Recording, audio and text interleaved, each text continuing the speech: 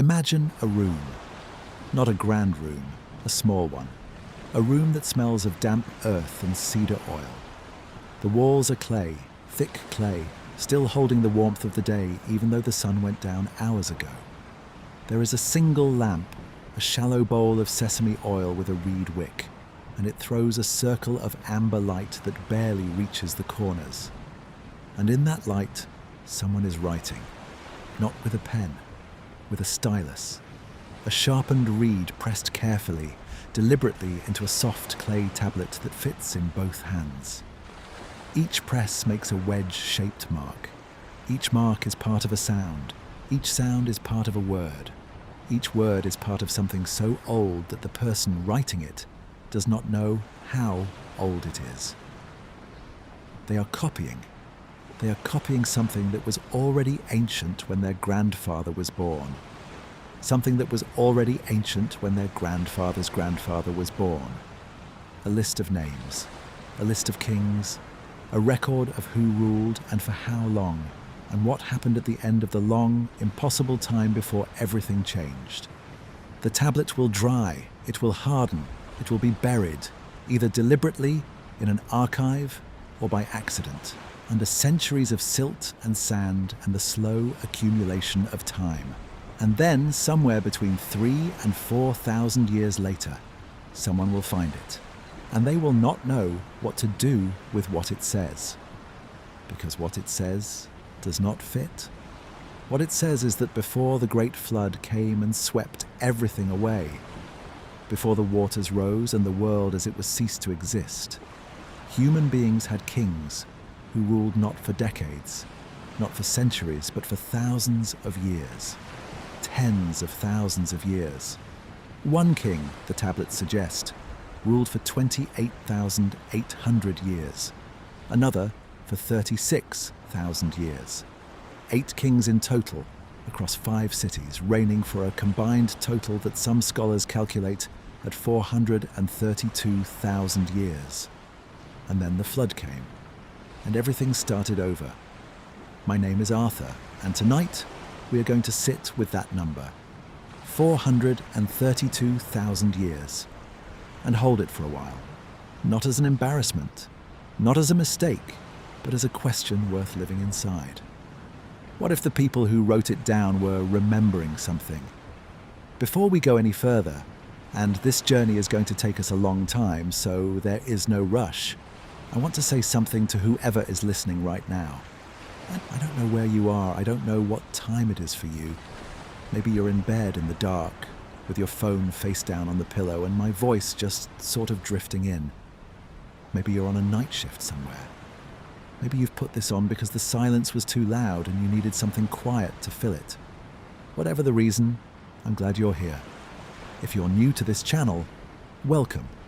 Arthur's Sleepy History is a place for the questions that don't have clean answers. The things history recorded but doesn't quite know what to do with. We go slowly here, there's no rush.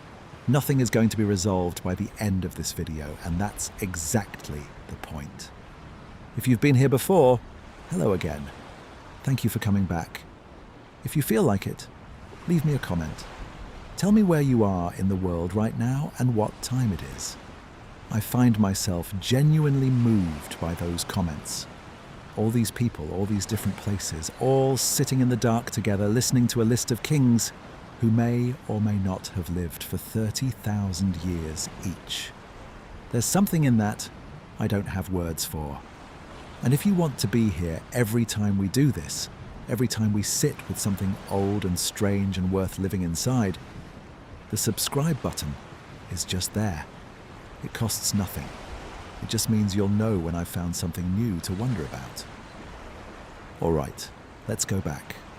In 1889, a man named Hermann Hilprecht was working at the University of Pennsylvania when a collection of clay tablets arrived from an excavation site in what is now southern Iraq, a place called Nippur, one of the oldest cities in the ancient world. The tablets were broken.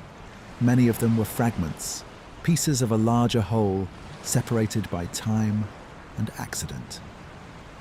Hilprecht and his colleagues began the slow, painstaking work of cataloguing them, deciphering the wedge-shaped marks, trying to understand what they said. Among the thousands of tablets that eventually came out of Nippur and other Sumerian sites across what was then the Ottoman Empire, one category kept appearing: variations of the same document, copies and partial copies of a text that scholars would eventually call the Sumerian King List. By the early 20th century, enough copies had been found and compared and cross-referenced that scholars could piece together a fairly complete picture of what the original text contained. And what it contained was, by any standard measure of historical scholarship, deeply strange. The Sumerian King List is exactly what it sounds like: a list of kings. It begins, and this is a feature of almost every version, with a phrase that translates roughly as, "When kingship descended from heaven, kingship was first in Eridu." Let that sit for a moment.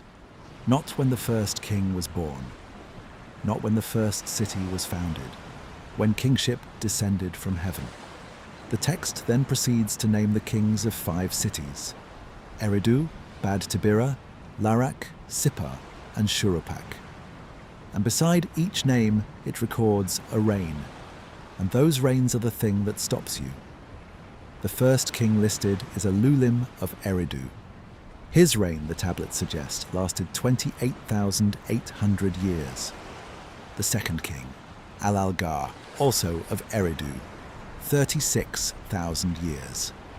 The list continues. Dumazid, the shepherd of Bad Tibira, 36,000 years. Enmenluana, 43,200 years. Enmengalana, 28,800 years. 8 kings, 5 cities, and a total reign, if you add all the numbers together, of 432,000 years.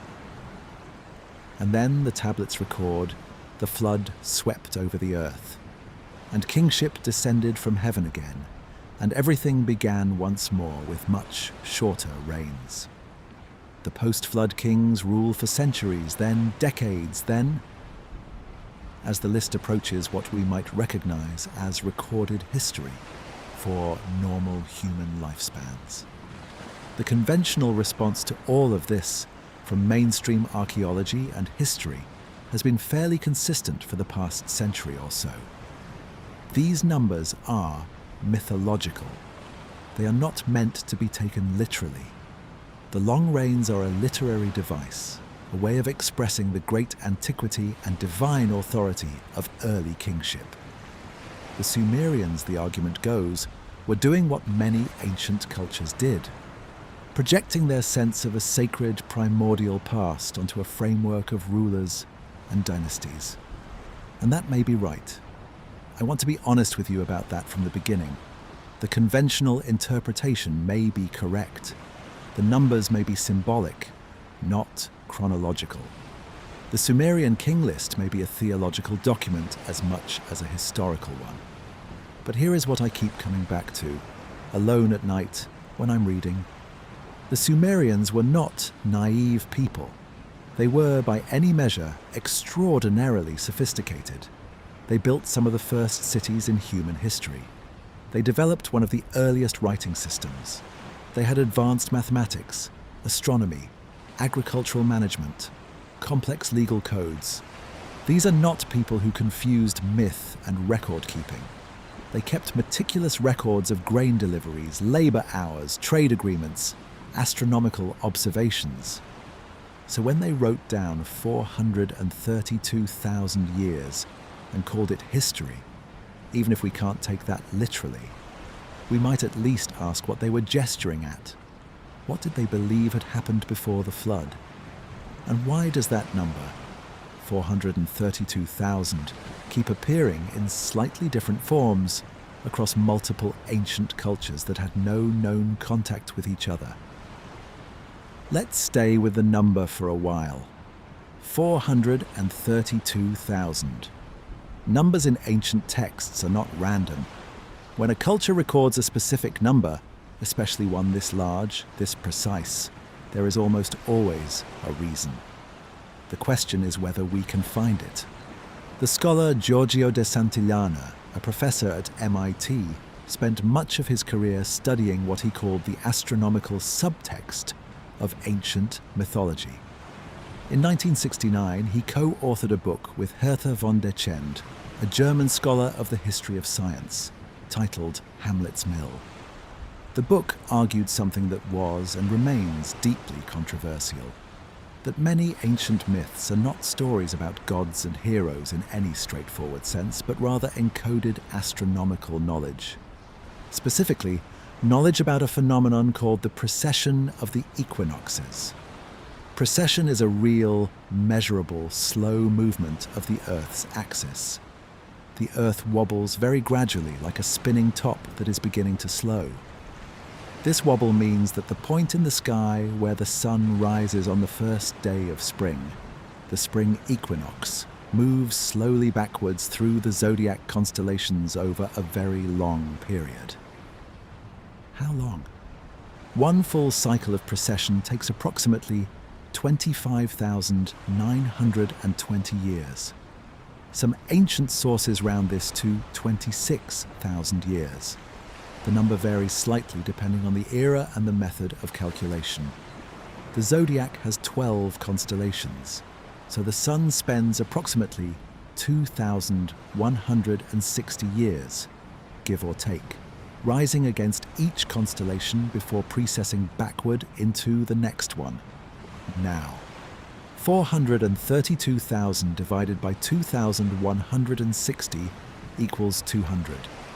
432,000 is exactly 200 times the precessional age of a single constellation.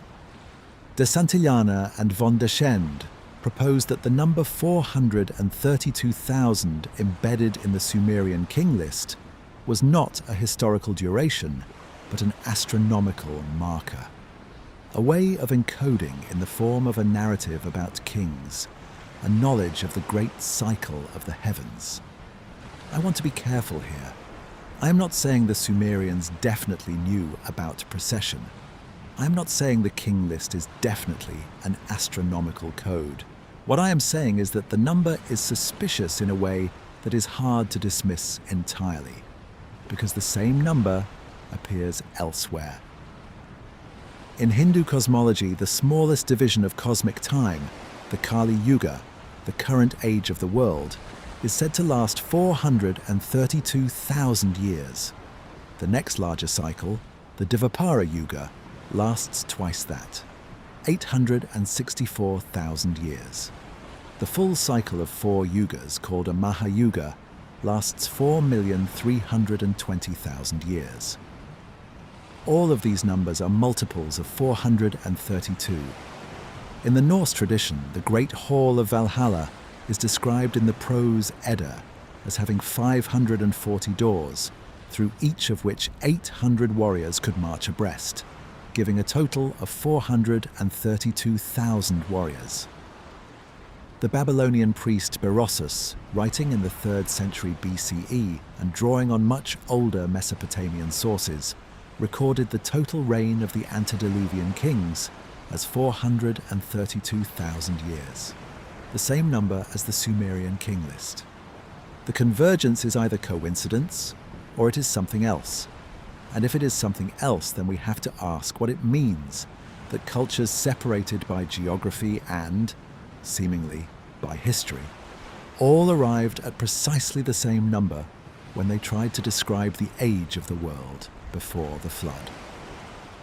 Some researchers have proposed that 432,000 is simply a fundamental number in base 60 mathematics.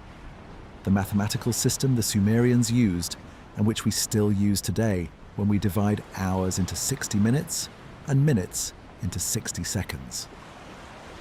In base 60, 432,000 is an elegant, round number. It is 120 times 60 times 60. A natural anchor point for any system built on multiples of 60. That explanation is plausible. It may well be correct. but it doesn't explain why the Hindus arrived at the same number, or the Norse, or why Berossus, working from independent Babylonian sources, produced the same total. And it doesn't answer the deeper question: what were they all trying to describe? Let's go back to the King List itself, to the names and the places. 5 cities are mentioned as the seats of Antediluvian Kingship: Eridu, Bad Tibira, Larak, Sippar, Shuruppak.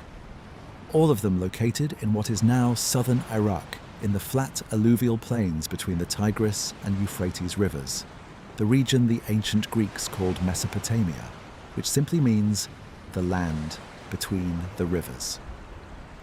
Of these 5 cities, at least 4 have been located by archaeologists. Eridu was excavated extensively in the 1940s and 1950s. Shuruppak, known today as Farah, was excavated in the early 20th century. Sippar and Bad Tibira have also been partially identified. What archaeology has found at these sites is interesting in ways that complicate the simple dismissal of the King List as pure mythology. Eridu, in particular, tells a strange story. When Iraqi archaeologists led by Fuad Safar and Seton Lloyd dug into the mound at Eridu between 1946 and 1949, they found something remarkable beneath the ruins of the historical city. Layer upon layer of occupation going back to what their pottery analysis suggested was around 5,500 BCE, and possibly earlier. At the very bottom of the excavation, beneath 17 successive layers of temples, built one on top of another, each generation constructing their place of worship directly over the ruins of the last, they found traces of the earliest occupation. A small shrine, a few fish bones. Eridu was near water, and fish seemed to have been sacred offerings there from the very beginning, and evidence of mud brick construction at a date that would make it one of the oldest human structures ever found. Eridu, the Sumerian texts consistently say, was the first city, the place where kingship first descended from heaven, and archaeology so far has not found compelling evidence to contradict that claim.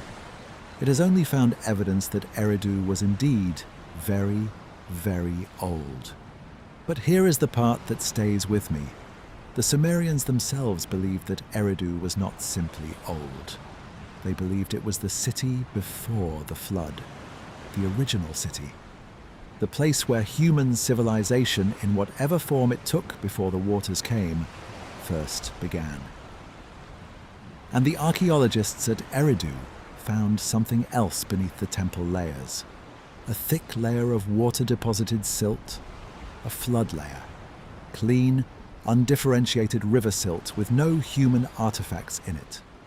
The kind of deposit left when an area is submerged underwater for a long time. And below that flood layer, more evidence of human habitation. Now, this flood layer at Eridu is not unique. Leonard Woolley, excavating the ancient city of Ur in the 1920s, found a similar layer, clean silt up to 3.5 meters thick, beneath the historical layers of the city. He famously announced to the world that he had found evidence of Noah's flood, a claim that made headlines and was subsequently walked back by more cautious scholars. The consensus today is that these flood layers represent local or regional flooding events, not a global catastrophe. The Tigris-Euphrates Valley is one of the most flood-prone regions on Earth. The rivers overflow regularly. The land is flat and offers little resistance to rising water. But there is a tension in that explanation that I don't think has been fully resolved, because the flood in the Sumerian texts is not described as a local event. It is described as total, world-ending. The kind of thing that requires a boat big enough to hold every living creature, that drowns mountains, that lasts for days or weeks, or, in some versions, much longer. And that description, or something very like it, appears not just in the Sumerian texts. It appears in the Epic of Gilgamesh, in the Atrahasis myth, in the biblical book of Genesis, in Hindu texts, in Greek mythology, in Aztec and Maya cosmology, in the traditions of Aboriginal Australians who have oral histories of coastal flooding that some researchers now believe may preserve genuine memories of sea level rise at the end of the last ice age, 12,000 or more years ago. The question is not whether ancient people experienced floods. Of course they did. The question is whether all of these separate cultures spread across the globe independently invented the same story, or whether they were all in their different ways describing the same event. Let's spend some time with the kings, the actual names on the list, because they are not just numbers, they are characters, and some of them appear elsewhere in Sumerian literature in ways that add texture to the mystery. Alulim, the first king. Eridu, 28,800 years. That's all the king list tells us about him. A name, a city, a reign so long it defeats imagination. But Alulim appears in other Sumerian texts as a figure associated with the reception of knowledge, specifically the knowledge that came from the Apkallu. The Apkallu are one of the stranger and more fascinating elements of Sumerian mythology. They are described as wise beings, sometimes depicted as fishmen, half human and half fish, sometimes as winged figures, who emerged from the waters and brought civilization to humanity. They are associated with the Abzu, the freshwater ocean that the Sumerians believed lay beneath the earth, and with the god Enki, who was the patron of wisdom, water, crafts, and creation. 7 Apkallu are described in the oldest texts, each associated with one of the Antediluvian kings. They are said to have been present before the flood, advising the kings, transmitting knowledge of the arts, agriculture, writing, mathematics, and the proper ordering of society. After the flood, the texts suggest, the Apkallu changed. Post-flood Apkallu are described differently, less purely divine, more mixed, as though something was diluted or lost in the catastrophe. What does it mean that the Sumerians associated their oldest, longest ruling kings with these beings from the waters, who brought all knowledge of civilization? I don't have a clean answer to that question. Some researchers in what might broadly be called the alternative history space have proposed that the Apkallu were memories of an actual advanced civilization, perhaps survivors of a pre-flood world who arrived in Mesopotamia and transmitted their knowledge to the indigenous population. Others have suggested the Apkallu represent early contact with a non-human intelligence. Others still have proposed they are entirely mythological, divine messengers in the tradition of angels or intermediary beings that appear in many religious systems. The mainstream view is that the Apkallu are mythological figures representing the divine origin of wisdom and civilization. The Sumerian way of saying that knowledge came as a gift from the gods, not through human effort alone. All of these interpretations may contain something true. The question of what the Apkallu were remembering, if anything, is one I find genuinely impossible to close. The second Antediluvian king is Alalgar of Eridu, 36,000 years. Like Alulim, he is not extensively described in other texts. His name appears, his reign is recorded, and then the list moves on. The third dynasty moves to Bad Tibira, the fortress of the copper workers, or possibly the fortified place where copper is worked, depending on the translation. 3 kings rule here. The first 2 are Enmenlu-Ana and Enmengal-Ana, with reigns of 43,200 and 28,800 years, respectively. But the third king of Bad Tibira is someone whose name you may recognize from elsewhere, Dumuzid, the shepherd. Dumuzid, also written Dumuzi, is one of the most important figures in all of Sumerian mythology. He is the god of shepherds and of the underworld. He is the husband of Inanna, the goddess of love and war and the morning star. And his story, the story of how he died and descended to the underworld and was mourned and partially rescued, is one of the most elaborate and emotionally complex narratives in all of ancient literature. The presence of Dumuzid on the king list as a historical ruler, as an actual king of Bad Tibera before the flood, raises fascinating questions about how the Sumerians understood the boundary between history and myth, between human time and divine time.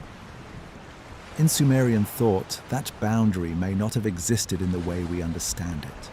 The gods were not separate from history. They were in history. They ruled, they intervened, they loved and grieved and sometimes failed.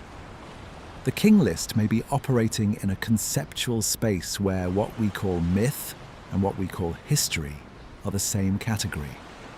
Or Dumuzid the shepherd may have been a real person, a ruler of such extraordinary charisma or longevity or achievement that he was eventually elevated to divine status, as happened in many ancient cultures.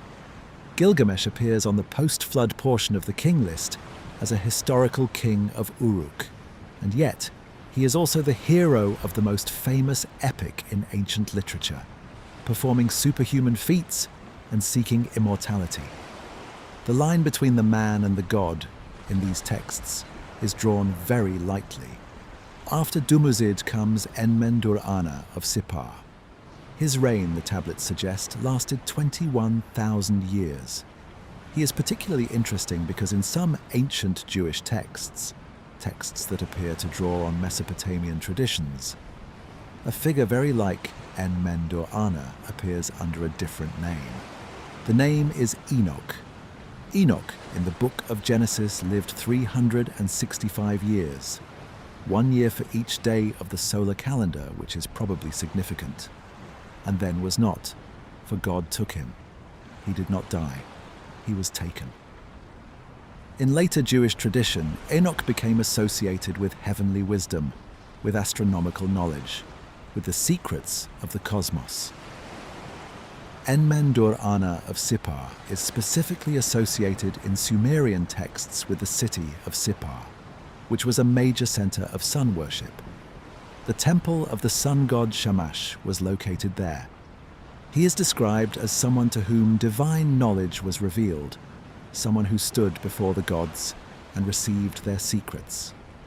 The parallel between Enmendur-Ana and Enoch has been noted by several scholars, including the Assyriologist W.G. Lambert, who wrote about it in the 1960s. The parallel is not proof of anything, but it is the kind of connection that suggests the king list was not an isolated Sumerian document. It was part of a broader ancient Near Eastern tradition of remembering a specific set of figures from the world before the flood. The last antediluvian king is Ubara-Tutu of Shuruppak. His reign, 18,600 years, and he is the father, in the Sumerian tradition, of the flood hero. His son is Ziusudra, the man who survived. There is a tablet in the collection of the University of Pennsylvania Museum that is called by scholars the Eridu Genesis. It is fragmentary. Significant portions are missing, lost to time or damage, but what survives is extraordinary. It tells the story of Ziusudra. Ziusudra is described as a king and as a man who is pious and God-fearing in the extreme, someone who stands before the gods in a posture of humility and devotion. And one day, the text suggests, he receives a vision or a message. The gods, or at least a divine voice, warn him of what is coming. The flood, a great flood, a decision by the assembly of the gods to destroy humanity. The reasons given for this decision vary across the different versions of the flood myth that survive from ancient Mesopotamia. In the Atrahasis epic, an older and in some ways more detailed version of the same story, the gods decide to send the flood because humanity has become too numerous, too noisy. The noise disturbs the sleep of the great god Enlil. It is, by any modern standard, a strange motivation, but it is consistent across multiple versions of the text, which suggests it was a genuine element of the tradition rather than a later addition. In the better-known version of the flood story, the one embedded in the Epic of Gilgamesh, discovered on tablets in the library of the Assyrian king Ashurbanipal at Nineveh, the flood hero is called Utnapishtim. He tells Gilgamesh his story directly, and it is remarkably close in its structure to both the Sumerian Ziusudra story and the biblical account of Noah. He is warned. He is told to build a boat. He is given precise dimensions. Dimensions that, in the Gilgamesh version, describe a vessel of almost perfectly cubic proportions, roughly 60 meters on each side. He loads the boat with his family, with animals, with craftsmen, with the seeds of all living things. The flood comes. It lasts for days. The waters recede. He sends out birds, a dove, a swallow, a raven, to test whether the land has dried. The raven does not return, which means it has found dry ground. He lands on a mountain. He sacrifices to the gods. And then he is granted immortality, or, in the Ziusudra version, eternal life in a place called Dilmun, which is described as paradise. The parallels with the biblical account of Noah are not subtle. They are so close that when George Smith of the British Museum first translated the Gilgamesh flood tablet in 1872 and read his translation aloud to an audience in London, a clergyman in the room fainted. The biblical account of Noah, which most of the Western world grew up with, was written down in something like its current form sometime between the 8th and 6th centuries BCE, though it draws on much older oral traditions. The Sumerian and Babylonian flood texts predate the written form of the Genesis account by at least 1,000 years. This does not necessarily mean one story copied the other. It may mean both are drawing on a shared, older tradition, a memory so fundamental that it persisted across cultures and centuries and survived the transition from oral tradition to written record. But what was that memory? Ziusudra, the last pre-flood king, the son of the last antediluvian ruler. What did he actually survive? Let's stay with that question. Let's not answer it too quickly. I want to take a step back from the tablets now. I want to look at the ground, because if there was a great flood, not a local river flood, but something genuinely catastrophic, something capable of reshaping coastlines and drowning entire landscapes, the Earth itself should have recorded it. And according to some researchers, it has. The end of the last ice age, somewhere between 15,000 and 11,000 years ago, was accompanied by a period of dramatic and rapid sea level rise. The great ice sheets that had covered much of North America, Europe, and Asia were melting. The water had to go somewhere, and it went into the oceans. The scale of this rise is difficult to fully comprehend. At the peak of the last glacial maximum, roughly 21,000 years ago, global sea levels were approximately 120 meters lower than they are today. 120 meters. The coastlines of the world looked completely different. Vast areas of land that are now underwater were then dry. The shallow seas between Australia and Indonesia were dry land. The British Isles were connected to continental Europe. There was no English Channel, only a broad river-crossed plain that some researchers have called Doggerland. The Persian Gulf, where Mesopotamia's rivers flow, was largely dry, a fertile valley rather than a body of water. The Black Sea may have been a freshwater lake, considerably smaller than it is today. As the ice melted, all of this land drowned. The process was not uniform. For most of the transition, sea level rise was gradual, measurable in meters per century rather than meters per day. But there appear to have been episodes of much more rapid flooding. These episodes are called meltwater pulses, and they are recorded in the geological and oceanographic data as sudden jumps in sea level.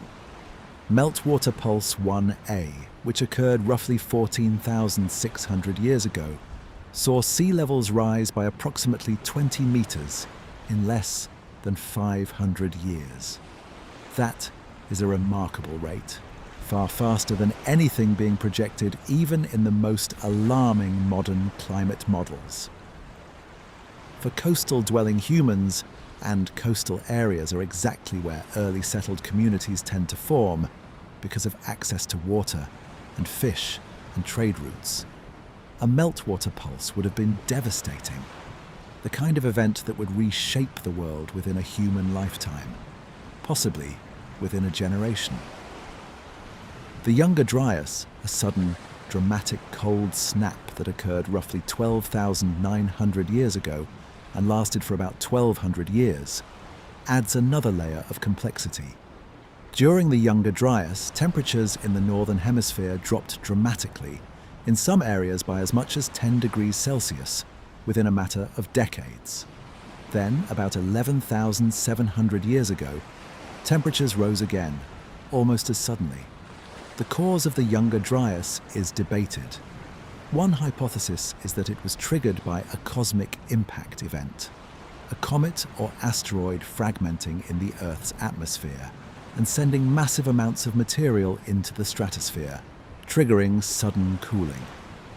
Evidence for this hypothesis includes a thin layer of material at sites around the world: platinum, iridium, spherules, and nanodiamonds consistent with an impact, dating to the Younger Dryas boundary, approximately 12,900 years ago.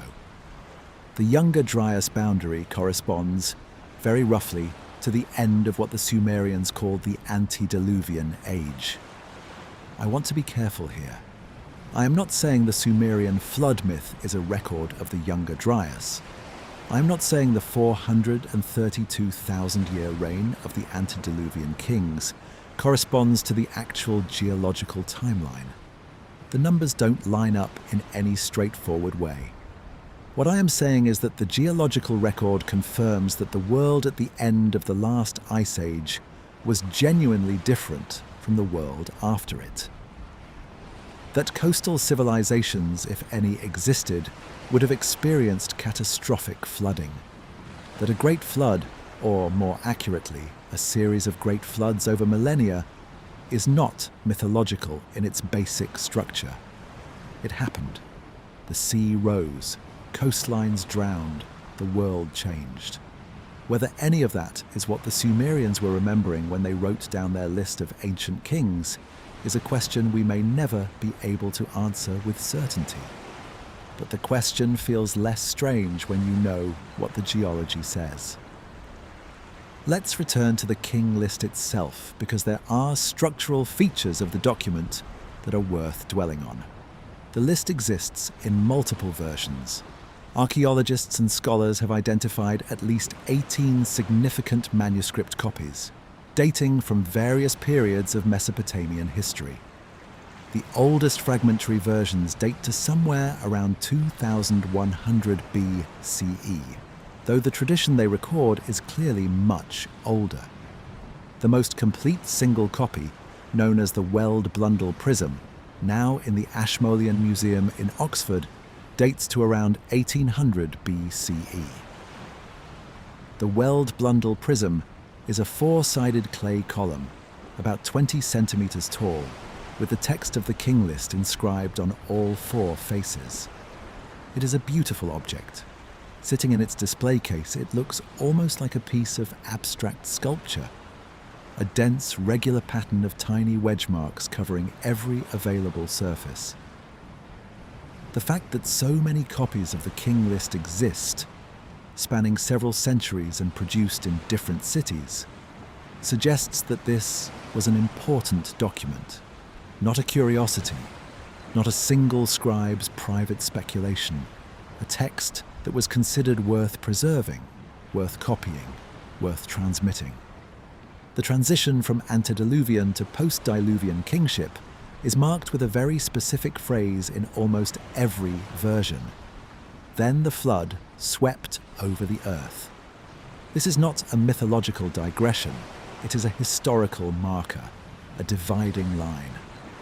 The flood is treated as an event that separates two eras of human history. Before, when kings ruled for impossibly long periods, and after, when they did not. The post-flood reigns are also initially very long, but they decrease progressively. The first post-flood king, a figure called Jusha of Kish, is said to have ruled for 1,200 years. The next king, 900 years, then 500, then 400, and so on, declining toward normal human lifespans over the course of many dynasties. This pattern, extremely long lifespans decreasing gradually after the flood, appears in another famous ancient text, the Book of Genesis. In Genesis, the antediluvian patriarchs, Adam, Seth, Enoch, Methuselah, and the others, are said to have lived for hundreds of years. Methuselah's 969 years is the most famous, but several others exceed 900 years. After the flood, the lifespans in Genesis also decrease, progressively, generation by generation, toward normal human lengths. The pattern is identical in its logic, even if the specific numbers are different. Long lives before the flood, a catastrophe, then gradually shortening lives after the catastrophe. Why would two independent literary traditions, Sumerian and Hebrew, use the same structural pattern? The conventional answer is that they are not entirely independent. That the Hebrew tradition drew on Mesopotamian sources during the Babylonian exile of the 6th century BCE, when large numbers of Jewish people lived in Babylon and had direct access to Babylonian texts and traditions. That's plausible, but it raises its own questions.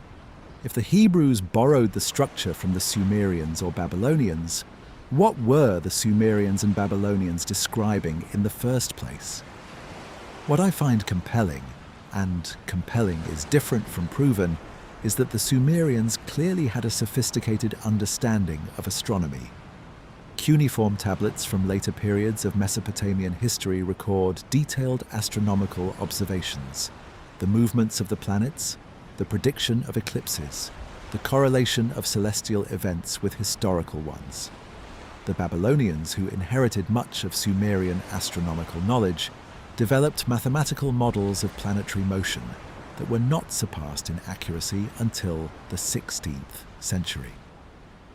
If this tradition of astronomical precision had deep roots, if Sumerian astronomy was not invented in the historical period but inherited from an earlier tradition, then the astronomical encoding of the King List reigns might represent a very old form of record-keeping, a way of transmitting knowledge about the cycles of the heavens in a form that would survive the loss of the observational records themselves.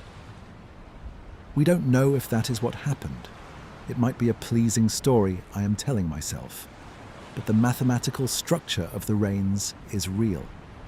The correspondence with precessional numbers is real. These are facts about the text that deserve more attention than they usually receive. Let me tell you how the Sumerian King List came to be known to the modern world, because that story has its own texture. The rediscovery of ancient Mesopotamia is one of the great intellectual dramas of the 19th century. For most of recorded Western history, the civilizations of ancient Iraq, Sumer, Akkad, Babylon, Assyria, were known only through references in the Bible and in the works of Greek historians like Herodotus. The actual physical remains of those civilizations had been buried under the flat plains of what was then the Ottoman Empire, hidden under mounds called tells that the local population had lived with for centuries without knowing what lay beneath them. The decipherment of cuneiform, the wedge-shaped writing system used by the Sumerians and their successors, was one of the great intellectual achievements of the 19th century. comparable in its way to the decipherment of Egyptian hieroglyphics after the discovery of the Rosetta Stone. It was accomplished by a remarkable cast of characters. Henry Rawlinson, a British army officer stationed in Persia, copied an enormous trilingual inscription carved into a cliff face at Behistun in the 1830s and 1840s, suspending himself on ropes hundreds of feet above the ground to reach the more difficult sections. The Behistun inscription, like the Rosetta Stone, provided a key. The same text written in 3 scripts, one of which was Old Persian, which scholars could already partially read. George Smith of the British Museum, a self-educated man who had taught himself cuneiform by studying tablets in his spare time while working as an engraver, was cataloguing the Nineveh tablets in 1872 when he recognized the story of the flood. He immediately understood what he was looking at.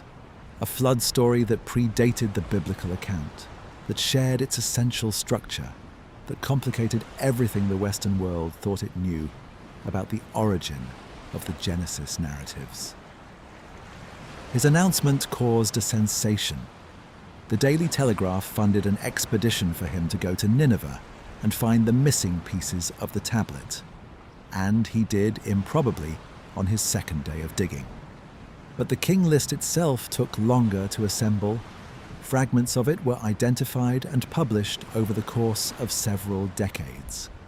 The full picture of what the list contained, all 8 Antediluvian kings, their reigns, their cities, the flood transition, and the long descent toward normal human history, only became clear as more tablets were found and more copies identified and compared. Thorkild Jacobsen, a Danish-American scholar who spent most of his career at Harvard and the Oriental Institute in Chicago, produced in 1939 what remains one of the foundational studies of the Sumerian King List, a careful, meticulous comparison of all the available manuscript versions, noting where they agreed and where they differed.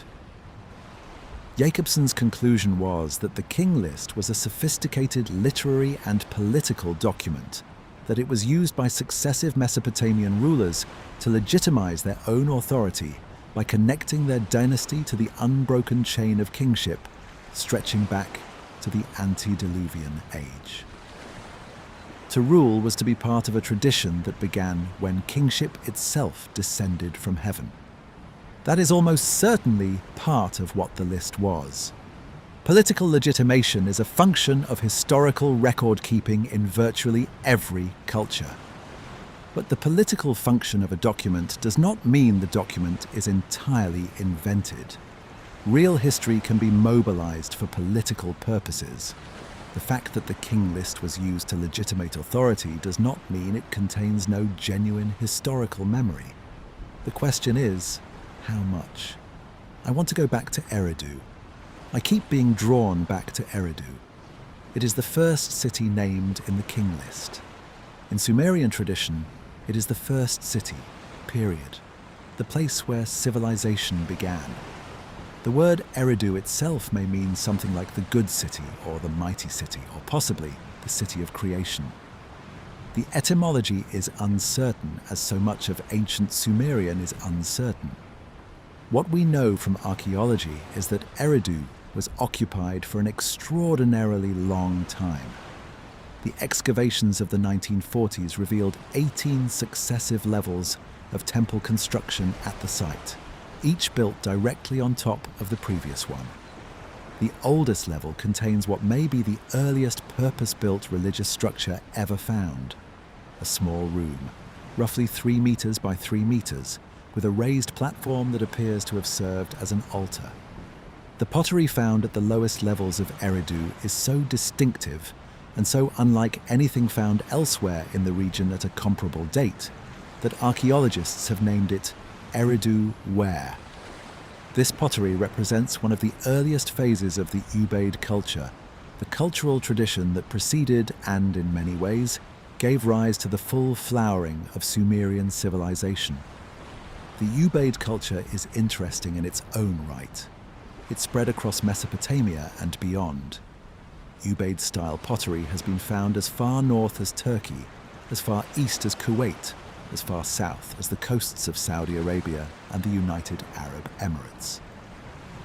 Something about the Ubaid cultural tradition was compelling enough, or powerful enough, to spread across a vast geographic area over a period of several thousand years. And at the base of Ubaid culture, at least in the archaeological record, is Eridu. The location of Eridu in the deep south of Mesopotamia, near the ancient shoreline of the Persian Gulf, is significant. Because at the peak of the last glacial maximum, roughly 20,000 years ago, the Persian Gulf was largely dry land. A broad, fertile valley through which the Tigris and Euphrates and two other rivers flowed before emptying into the Indian Ocean far to the south. Some researchers, including the oceanographer Geoffrey Rose, who has done extensive work on the archaeology of the Arabian Peninsula, have proposed that this ancient Persian Gulf valley was densely settled by humans during the period when it was dry.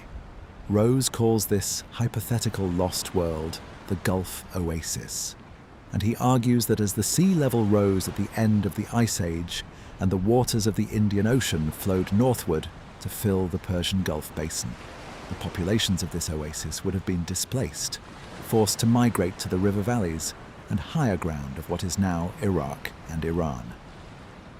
If that hypothesis is correct, Eridu, sitting at what would have been the northern edge of the Gulf Oasis as the waters rose, might represent one of the earliest settlements of these displaced populations.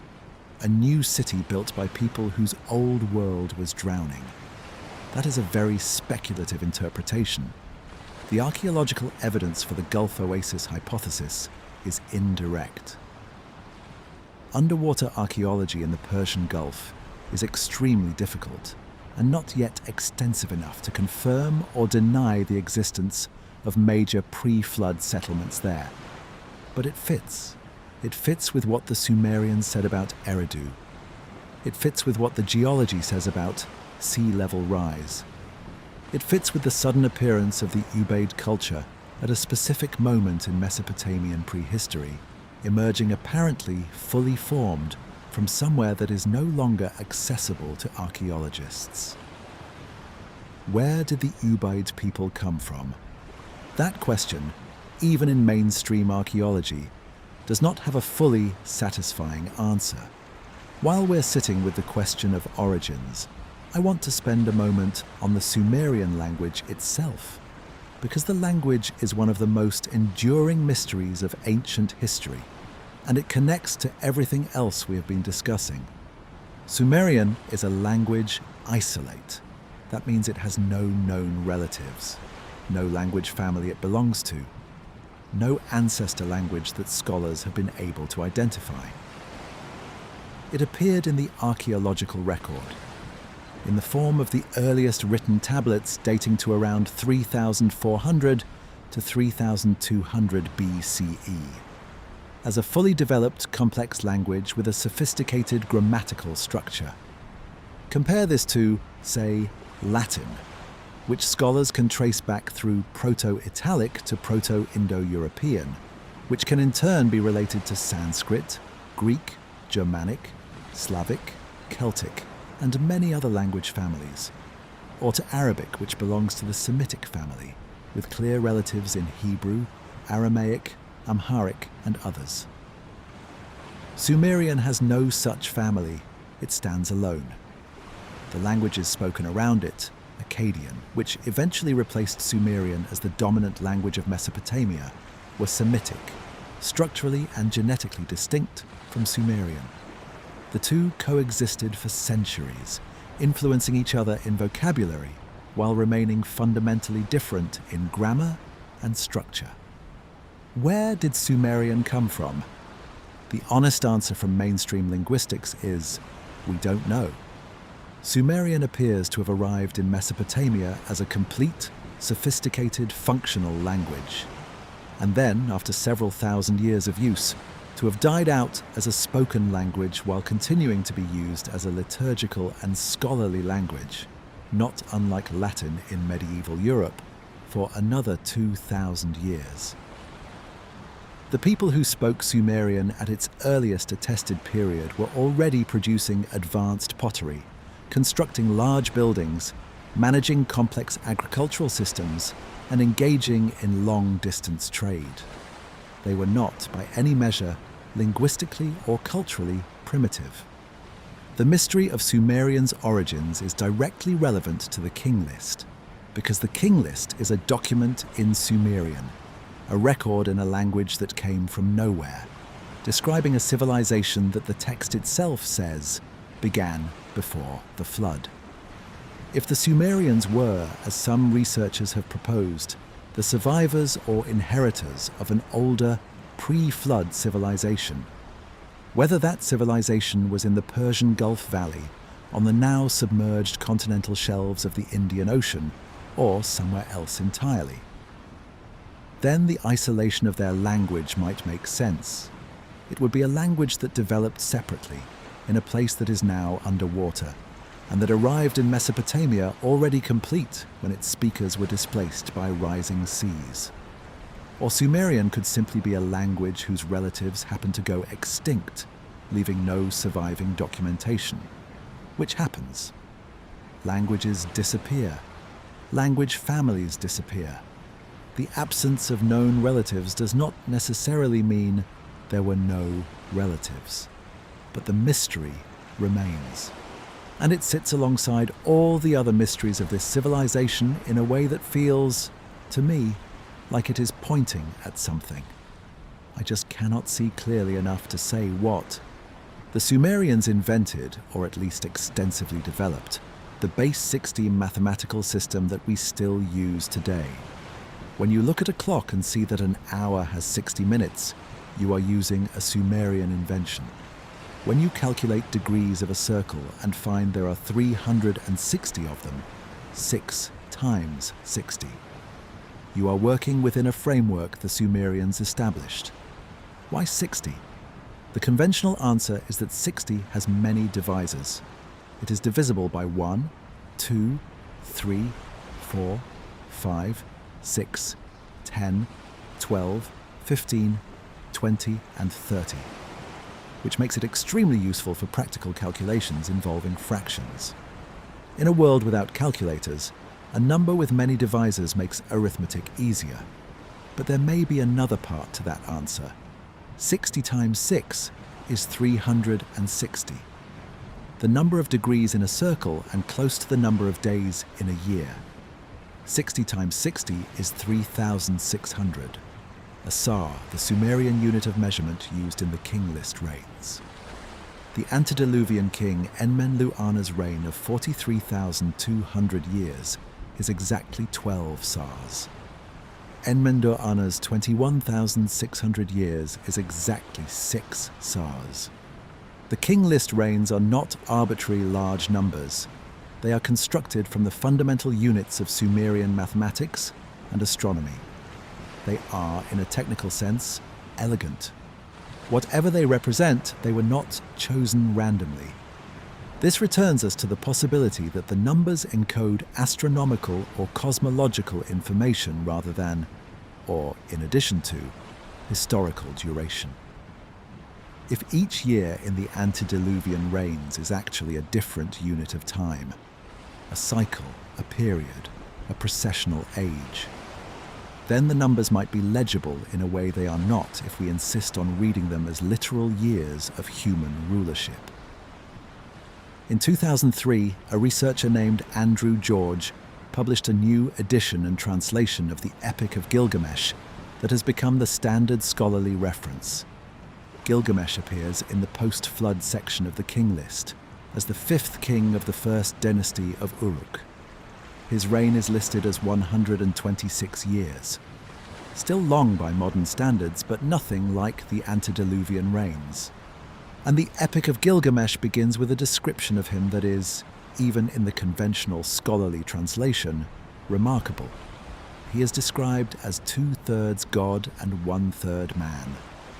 He is described as someone who saw the deep, the foundation of the country, knew the secret things, he who knew the totality of wisdom, about all things. He returned from a long journey and engraved on a tablet of stone all the toil. The epic strongly implies that the story of Gilgamesh's journeys and discoveries is itself a record of something important, something that needed to be preserved. What was it that Gilgamesh knew? What were the secret things? The epic is partly the story of his friendship with Enkidu, a wild man created by the gods and civilized by a woman named Shamhat. It is partly the story of their heroic adventures together. It is partly the story of grief when Enkidu dies and Gilgamesh is confronted with his own mortality and cannot accept it. And it is partly the story of his search for immortality, which leads him eventually to Utnapishtim, the flood survivor, the only human being to have been granted eternal life. Gilgamesh travels to the ends of the earth to find him. He crosses the waters of death. He asks the question that is at the heart of the entire epic: how do I escape death? Utnapishtim tells him the story of the flood, and then he tells him about a plant at the bottom of the sea that can restore youth. Not immortality, but renewal. Gilgamesh dives for it. He finds it. He begins the long journey home carrying it. And while he sleeps beside a pool on the journey home, a serpent emerges from the water and eats the plant. Gilgamesh weeps. He has come so far. He has endured so much. And the answer, the one thing that might have helped him, is gone. He returns to Uruk empty-handed. The epic ends with him looking at the walls of his city, great walls, walls that will endure for centuries, and finding in them, finally, something like peace. Not immortality, not the secret of eternal life, just the walls, the thing he built, the city, the record. I find this ending devastating in a way that I don't think is accidental. The oldest story in the world ends with a man looking at the thing he made and deciding that it is enough, that it has to be enough. But what does it mean that Gilgamesh, historical king of Uruk, post-flood ruler, listed on the king list, is described as someone who knew the secrets of the time before the flood? Who had spoken to the flood survivor himself? Who brought back from that conversation some kind of knowledge that he then engraved on a tablet of stone? The Epic of Gilgamesh is, among many other things, a story about the relationship between pre-flood knowledge and post-flood humanity. About what survived and what was lost. About the grief of knowing that something immense had been destroyed and could not be fully recovered. Whether that is purely metaphorical, or whether it is gesturing at something the Sumerians believed was historically real, is a question that the text itself refuses to answer. We need to talk about the Anunnaki, because they are central to the Antediluvian tradition, and because they have been so thoroughly colonized by a particular interpretive framework that it is hard to discuss them without first clearing some space. Zecharia Sitchin, a Soviet-born American author, published a series of books beginning in 1976, The 12th Planet and its sequels, that argued the Anunnaki were extraterrestrial beings from a planet called Nibiru, who came to Earth, genetically engineered Homo sapiens as a slave race to mine gold, and are the beings described in the Antediluvian sections of the Sumerian King List. These books were enormously popular. They continue to be read widely, and they have profoundly shaped how many people think about the Anunnaki. But mainstream Assyriologists are almost uniform in saying that Sitchin's translations of the cuneiform texts are seriously mistaken, that he misread key terms, invented connections that aren't there, and constructed an interpretation that requires ignoring or distorting large amounts of what the texts actually say. So what do the texts actually say? The Anunnaki. The name appears to mean something like those of princely blood or those who came from heaven to earth, depending on the text and the interpretation. are described in Sumerian mythology as a group of major deities. They are the great gods, as opposed to the Igigi, who are a different class of divine beings. In the Atrahasis epic, the Anunnaki are the higher gods who sit and deliberate, while the Igigi do the work, the labor of digging canals, building temples, maintaining the world. When the Igigi rebel against this arrangement and refuse to work, the Anunnaki create humans to take over the labor. This is, in outline, the Sumerian creation myth. In the decision to send the flood, the Anunnaki are again the deliberating gods. The god Enlil, chief of the Anunnaki, proposes the flood. The god Enki, also of the Anunnaki, disagrees, or at least finds a way around the decision by warning the flood hero through a dream or through the wall of his reed house. It is Enki who saves humanity. The Anunnaki are not, in the actual cuneiform texts, described as aliens. They are not described as coming from another planet. They are described as gods, which, in Sumerian theology, is a specific and meaningful category. They are powerful beings who exist in a different realm from humans, but who interact with the human world constantly. When the Sumerians described the Anunnaki as gods, they meant something specific by that word. What they meant is hard for us to reconstruct fully. It may have been purely theological, beings who existed in a spiritual realm and communicated through dreams and omens. It may have been something more literal, beings who were physically present in the world in some way that later generations could no longer directly experience. The Antediluvian world, as the Sumerians described it, is one in which the divine human boundary is more permeable than it later became. The gods were more directly involved. The Apkallu, those fishmen who transmitted wisdom, are understood as intermediaries who belong to both worlds. After the flood, this changed. The gods became more distant. Kingship still descended from heaven, but it was a thinner, more attenuated version. What happened to the Anunnaki? The texts do not say clearly. Some later Mesopotamian traditions describe the great gods as having withdrawn to a higher realm. Some suggest they are still present, but no longer accessible in the same way. The relationship between gods and humans became more formal, more mediated, conducted through priests and rituals rather than through direct communication. Is this a memory of something real?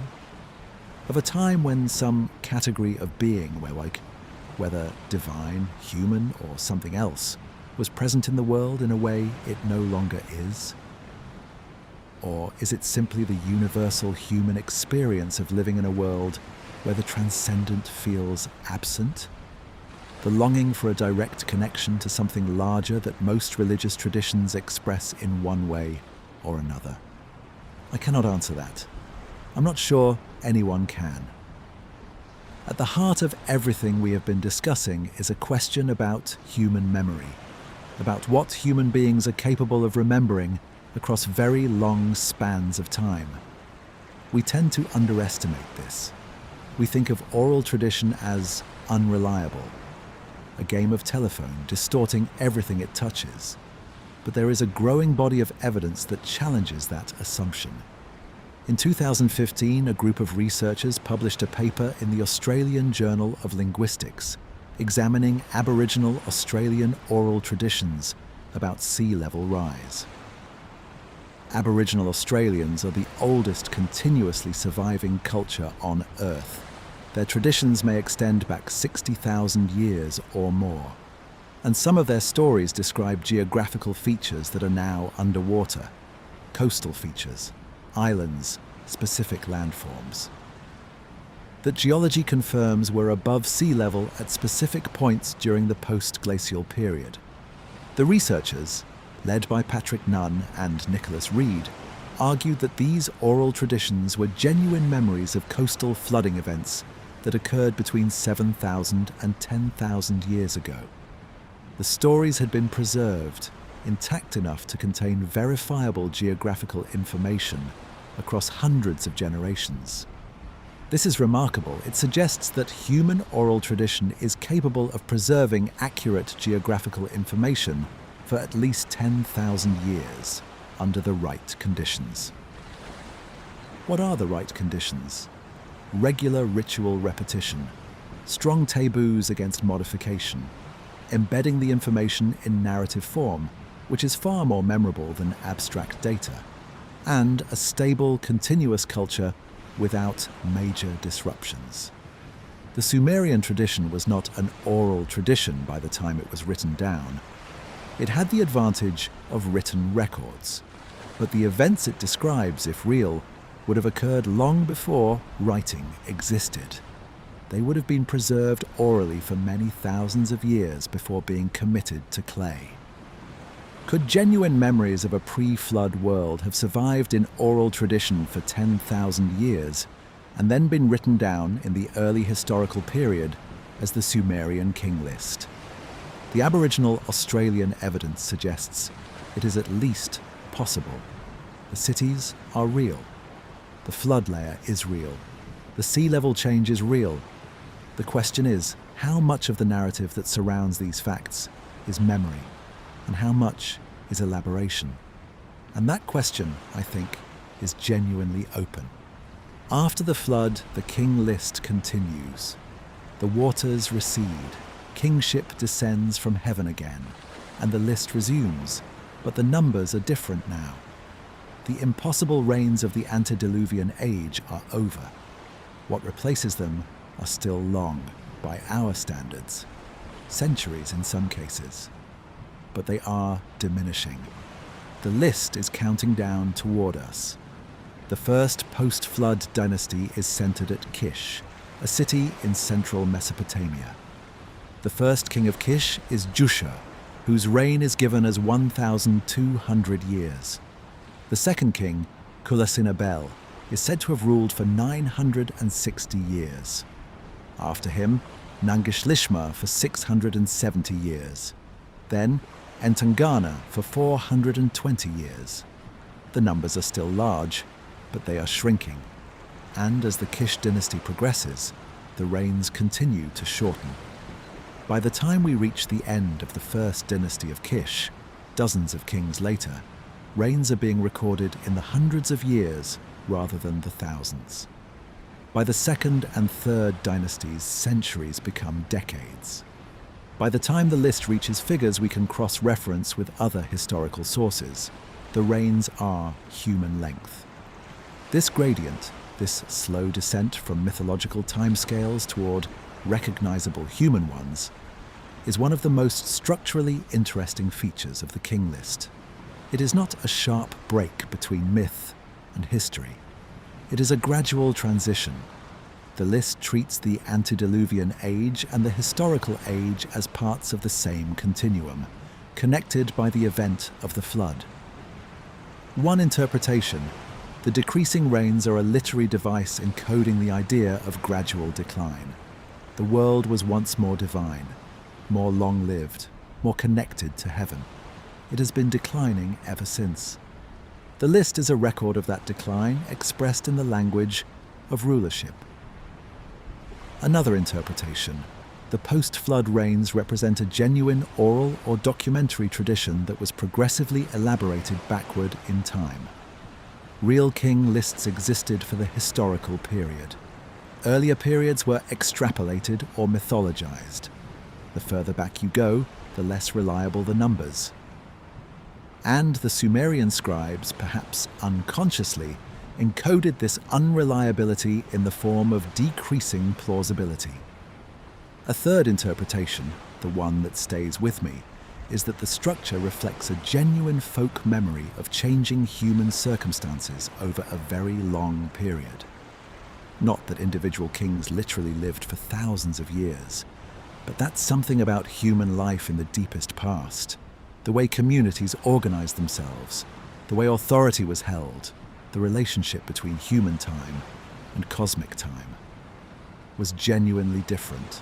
And the King List is trying to express that difference in the only language available to it, the language of dynastic succession and reign length. Among the post-flood kings on the list, several are particularly notable. Etana of Kish is described as a shepherd who ascended to heaven, a figure associated in Sumerian mythology with the story of a man who rode an eagle into the sky in search of a plant that would allow him to have a son. The myth is preserved in several versions and is one of the more elaborately described narratives associated with a king on the list. Enmebarajasi of Kish is the earliest king on the list, whose name has been independently confirmed by archaeology.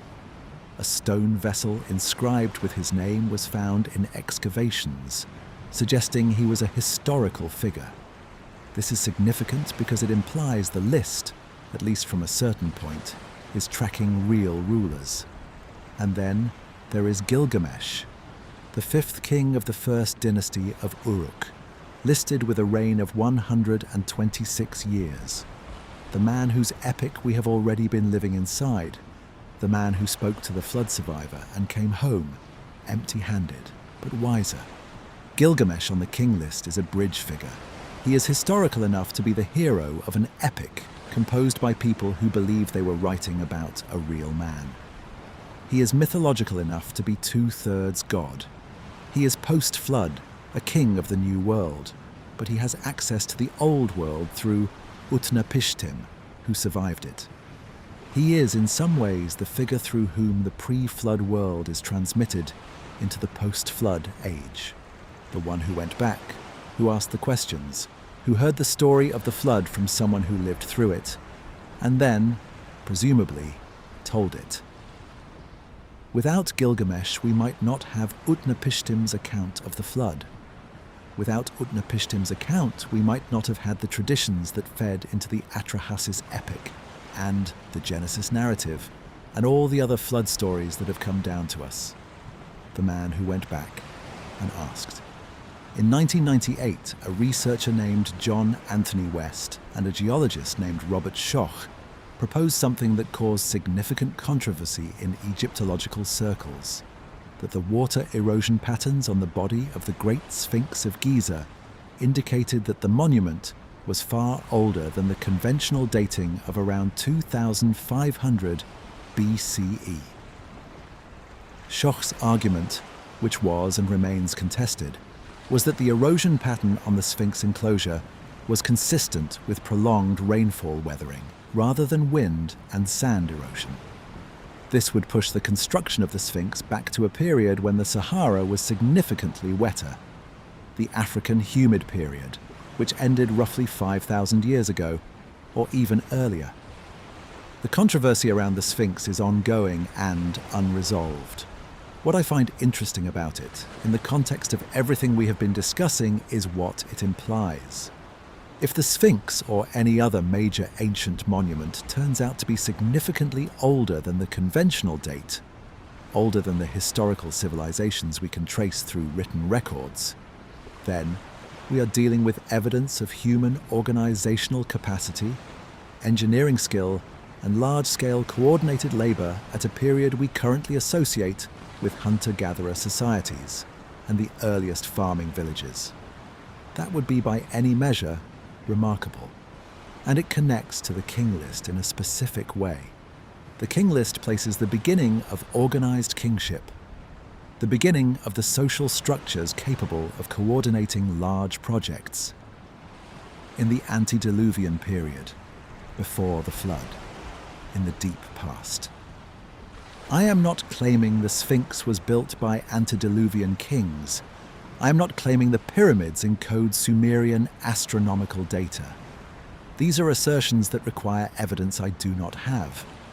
What I am saying is that the question of how old human civilization actually is, whether the conventional timeline is complete, is genuinely open. And the King List, with its insistence on a deep, pre-flood history of organized society, is one of the texts that keeps that question alive. Around 278 BCE, a Babylonian priest named Berossus wrote a history of Babylon in Greek, a work he called Babyloniaca. He wrote it for the court of the Seleucid king Antiochus I, as part of the effort to make Babylonian knowledge accessible to the Greek-speaking world that had taken over the Near East following Alexander's conquests. The original text of Berosus is lost.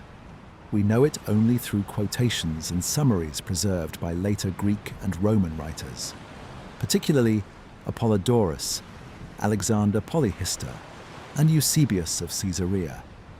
This chain of transmission means we cannot be entirely certain how accurately the surviving fragments reflect what Berosus actually wrote.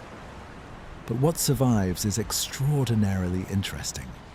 Berosus described the Antediluvian Kings of Babylon, his version of the same tradition recorded in the Sumerian King List, and gave them reigns that total, in the most commonly cited calculations, 432,000 years. The same number, the same total. Derived, he claimed, from records in the temple archives at Babylon, records that he said went back to before the flood. He also described 10 Antediluvian kings, rather than the 8 of the Sumerian King List. The number 10 corresponds to the 10 antediluvian patriarchs of Genesis, from Adam to Noah, which has led many scholars to note the parallel and to propose that both the Babylonian and Hebrew traditions are drawing on the same underlying source. Berosus also described the Oans, beings very similar to the Sumerian Apkallu. The Oans in his account were fishmen who emerged from the sea and taught humanity all the arts of civilization. He was explicit that they appeared before the flood, and that the knowledge they transmitted was the foundation of all Babylonian science and learning. He described them with a specificity that is striking. He said the first Oans appeared during the reign of the first Antediluvian king, that it looked like a fish but had a human head beneath its fish head, and human feet beneath its fish tail. That during the day it lived among humans and taught them, but at night it returned to the sea. And then he said something that stays with me. He said that after the first Oans, others appeared, at intervals, associated with specific kings, and that the knowledge transmitted by the Oans was so complete and so perfect that nothing significant had been added to it since. Nothing significant has been added since. Berosus, writing in the 3rd century BCE, looking back at the entire history of Babylonian science and mathematics and astronomy, said that all of it, the complete intellectual inheritance of his civilization, came from the fishmen who appeared before the flood. He was not saying it modestly. He was saying it as a historical claim. Whether we believe him is a different question.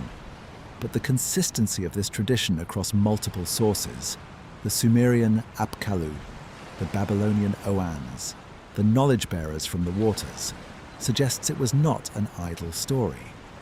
It was a specific, persistent belief about the origin of civilization.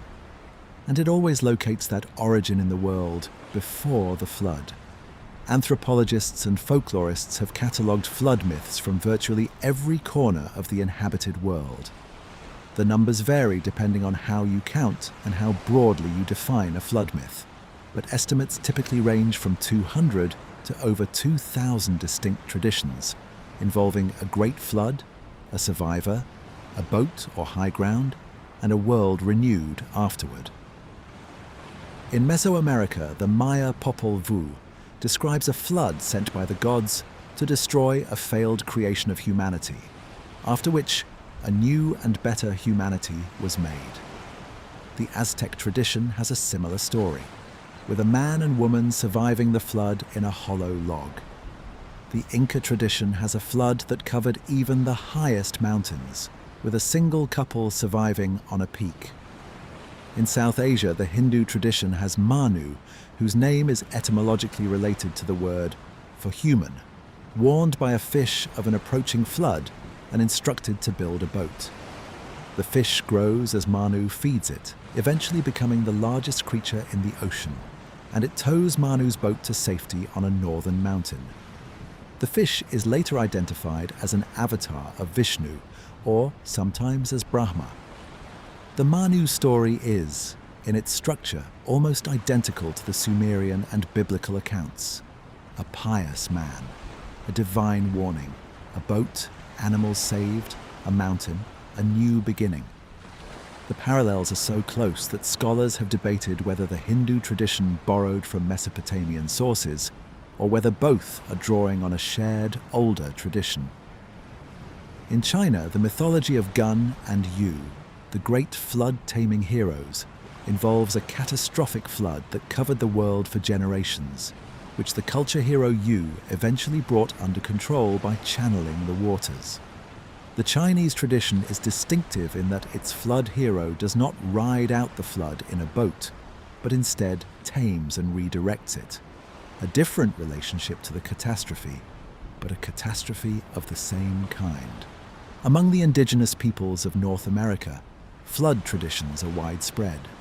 The Ojibwe tell of a great flood from which a man escaped on a raft with the animals. The Lakota have a flood myth. The Haida of the Pacific Northwest have stories of a time when the waters rose. The Navajo have a world flood narrative involving the emergence from a flooded lower world into the present world. In Australia, Aboriginal traditions preserve memories of flooding events that geology confirms occurred at the end of the last ice age. These are not stories of a single global flood. They are localized accounts of specific coastlines being drowned, of islands being created as hilltops disappeared beneath rising water, of landmarks vanishing beneath the sea. In Europe, the Greek tradition has the flood of Deucalion, son of Prometheus, righteous man, survivor who built a chest and floated to the top of a mountain. Deucalion and his wife Pyrrha repopulate the earth by throwing stones over their shoulders, which become people. Now, what do we make of all this? The conventional anthropological explanation is that floods are universal human experiences. Every culture lives near water. Every culture has experienced flooding. The flood myth is a narrative response to a universal physical threat, elaborated into a story of divine judgment and human survival. This is certainly part of the explanation. Floods are universal. The fear of drowning is primal. The imagery of water as both life-giving and deadly is a natural source of myth. But the explanatory power of that account diminishes as the specifics of the traditions are examined more closely. The remarkable thing about the major flood traditions is not just that they involve water. It is that they share specific structural elements: the righteous survivor, the divine warning, the preservation of animals, the mountain, the birds sent to test the waters, the sacrifice and divine covenant afterward, that are not obviously required by the basic concept of a flood. A generic flood story does not need a righteous survivor chosen by a god. It does not need the specific motif of birds sent to find dry land. It does not need the post-flood sacrifice and the divine covenant. These elements are specific, and they recur across traditions that should not, by conventional accounts, have influenced each other. The most plausible explanation for this convergence is that many of these traditions share a common source. Not that one culture invented the story and it spread around the world. The distribution is too wide and too ancient for simple diffusion to account for it. But that many of these traditions are independently preserving memories of the same or similar events. Events that affected human populations across a wide geographic range. The end of the last ice age, with its rising seas, its meltwater pulses, its dramatic climate shifts, its inundation of coastal lowlands, is the best candidate for those events that current science offers us. Let me go back to the Mesopotamian flood narrative one more time, because there are details in it I have not yet mentioned. The Atrahasis epic, which is probably the oldest complete version of the Mesopotamian flood tradition, dating in its written form to around 1700 BCE, but drawing on much older material, is a remarkable text. It is not just a flood story. It is a story about the relationship between gods and humans across three distinct catastrophes. First, a plague, then a drought, then the flood. In each case, the disaster is sent because human beings have become too numerous and too noisy. In each case, the god Enki finds a way to mitigate or warn against the coming catastrophe. And in each case, humanity survives, diminished but continuing. The sequence of plague, drought, and flood is interesting because it maps, loosely, onto what the geological and paleoclimatological record suggests about the end of the last ice age. The transition from glacial to interglacial conditions was not smooth. It involved significant climate instability, periods of cold and drought interrupting the general warming trend, dramatic shifts in rainfall patterns, episodes of rapid sea level rise. Could the three catastrophes of the Atrahasis epic be a memory of this unstable transition period? Not three separate divine decisions, but three distinct phases of a single extended crisis that lasted for millennia? Several scholars have noted that the Sumerian and Akkadian words used for the noise or clamour of humanity in the Atrahasis epic are the same words used elsewhere in Mesopotamian literature to describe the sounds of a large, complex urban civilization. The sounds of markets, workshops, construction, celebration. The noise that disturbs the sleep of the gods is the noise of civilization itself. What if the Atrahasis epic is remembering a time when human civilization, wherever it was located, whatever form it took, had grown large enough and complex enough that it was, in some sense, disturbing the natural order, and that the floods that ended it were not a divine punishment, but simply a natural consequence of the end of the Ice Age, interpreted, after the fact, as divine judgment? The survivors would not have understood the cause of what happened to them. They would have experienced a world that seemed to be ending, a flood that seemed to be sent by the gods, a catastrophe of a scale they had no framework to explain, except in terms of divine will. They would have told the story the only way they knew how, and they would have told it forever.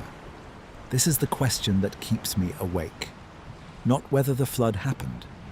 The geology is clear that seas rose dramatically at the end of the last ice age, drowning vast areas of coastal land that had been inhabited by human beings.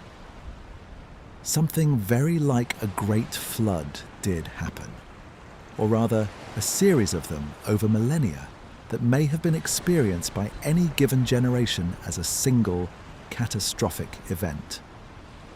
What keeps me awake is the question of what was lost. Modern archaeology has given us a picture of human prehistory that is, I think, probably incomplete in ways we cannot fully appreciate. We find what survives. Stone tools survive well. Bones survive under the right conditions. Cave art survives in protected locations. But organic materials, wood, plant fiber, leather, most textiles, decay. Cities built from mud brick in unprotected locations erode back into the earth over millennia. Coastal cities drowned by rising seas are now inaccessible to standard archaeological methods. The period between roughly 40,000 years ago, when anatomically modern humans with fully developed cognitive and linguistic capacity were well established, and roughly 10,000 years ago, when the first clearly identifiable permanent settlements appear in the archaeological record, is, in the words of the archaeologist Colin Renfrew, the dark period. We can see that fully modern humans were present, were making tools and art and jewelry, but we have very little of what they built, if they built anything substantial, and almost nothing of what they knew. That 30,000-year gap is not, I think, a gap in human activity. It is a gap in the surviving record. Homo sapiens in that period had the same brains we have, the same capacity for language, for abstract thought, for social organization, for the transmission of complex knowledge, the same ability to observe the sky, to notice patterns, to develop mathematics, to build things. Did they? Did any human community in that long period develop something we would recognize as civilization? Organized agriculture, complex social hierarchies, writing or proto-writing, large-scale construction? The conventional answer is almost certainly no.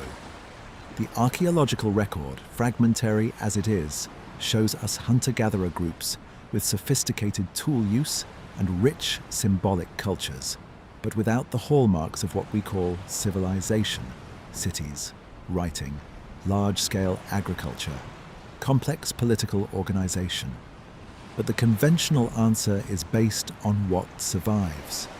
And most of what might have survived from coastal civilizations during the Ice Age is now underwater. The researcher Graham Hancock has made this argument at length, that the evidence for pre-flood civilization is primarily missing because it is on the continental shelves, under the ocean, and we have barely begun to look for it. Mainstream archaeology has responded with varying degrees of dismissal and engagement. The dismissive response notes that there is no confirmed underwater site showing evidence of a sophisticated pre-flood civilization. The more engaged response notes that underwater archaeology is genuinely difficult and genuinely underfunded, and that the continental shelves are vast and largely unexplored. I find myself somewhere in the middle. I think it is very likely that coastal communities of considerable sophistication existed during the Ice Age, in areas that are now underwater. I think the end of the Ice Age, with its dramatic sea level rise, would have destroyed most of the material evidence of those communities. I think the oral traditions of flood myths around the world, including the Sumerian King List, may preserve genuine memories of that destruction. What I do not think is that we can currently claim to know what those communities looked like, how sophisticated they were, or whether they developed anything resembling writing or complex technology. The evidence as yet does not support those claims. What the evidence does support is the possibility, and possibility in the face of genuine uncertainty is worth taking seriously. Let me be more specific about the cross-cultural parallels to the King List tradition, because I think they deserve more attention than the general observation that flood myths are everywhere. The specific element that interests me most is not the flood itself, but the antediluvian rulers. The idea, shared across several traditions, that before the flood there was an age of extraordinarily long-lived or powerful beings who held authority over the world. In the book of Genesis, the pre-flood patriarchs live for extraordinary lengths of time.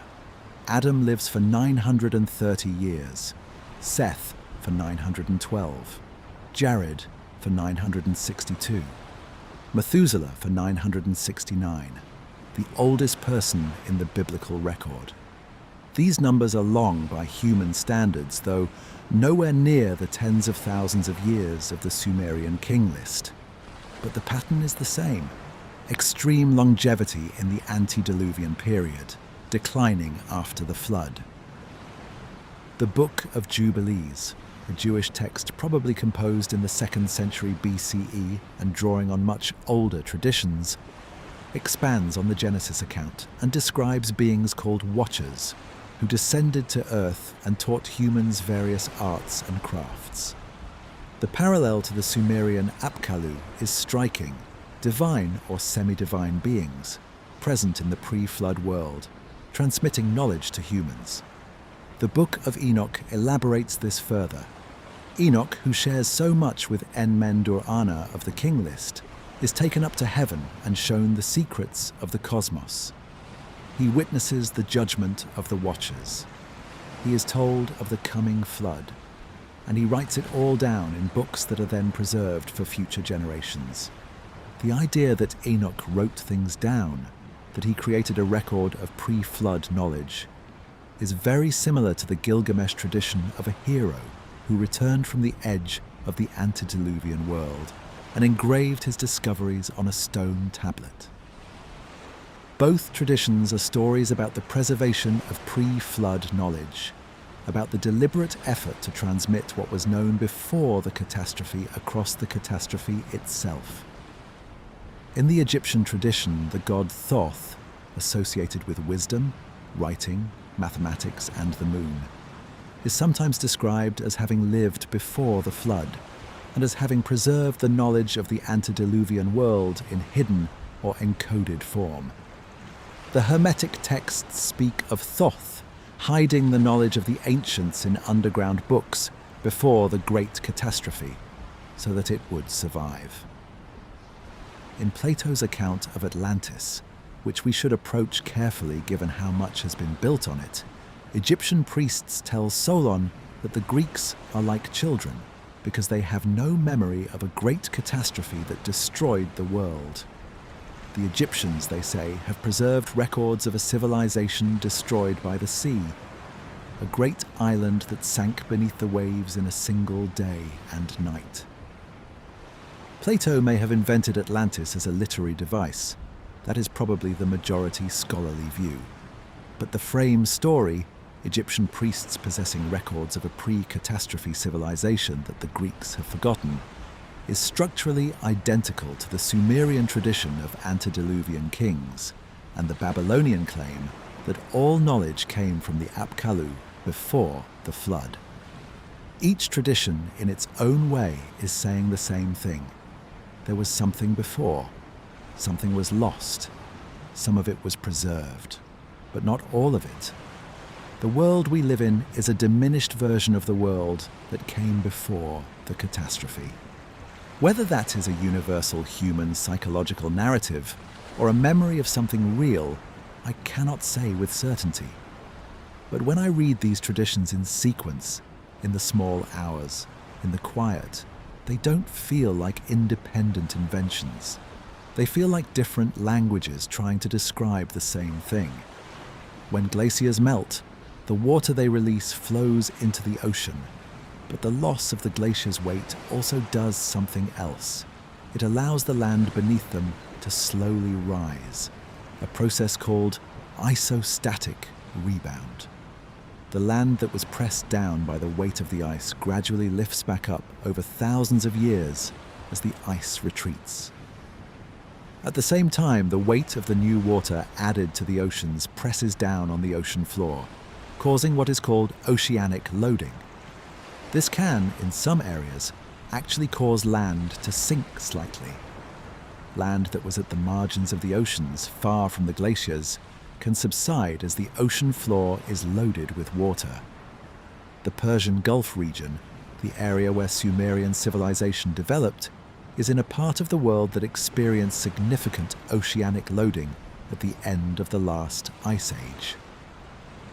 The land here did not rebound upward as the ice retreated, because there were no glaciers nearby.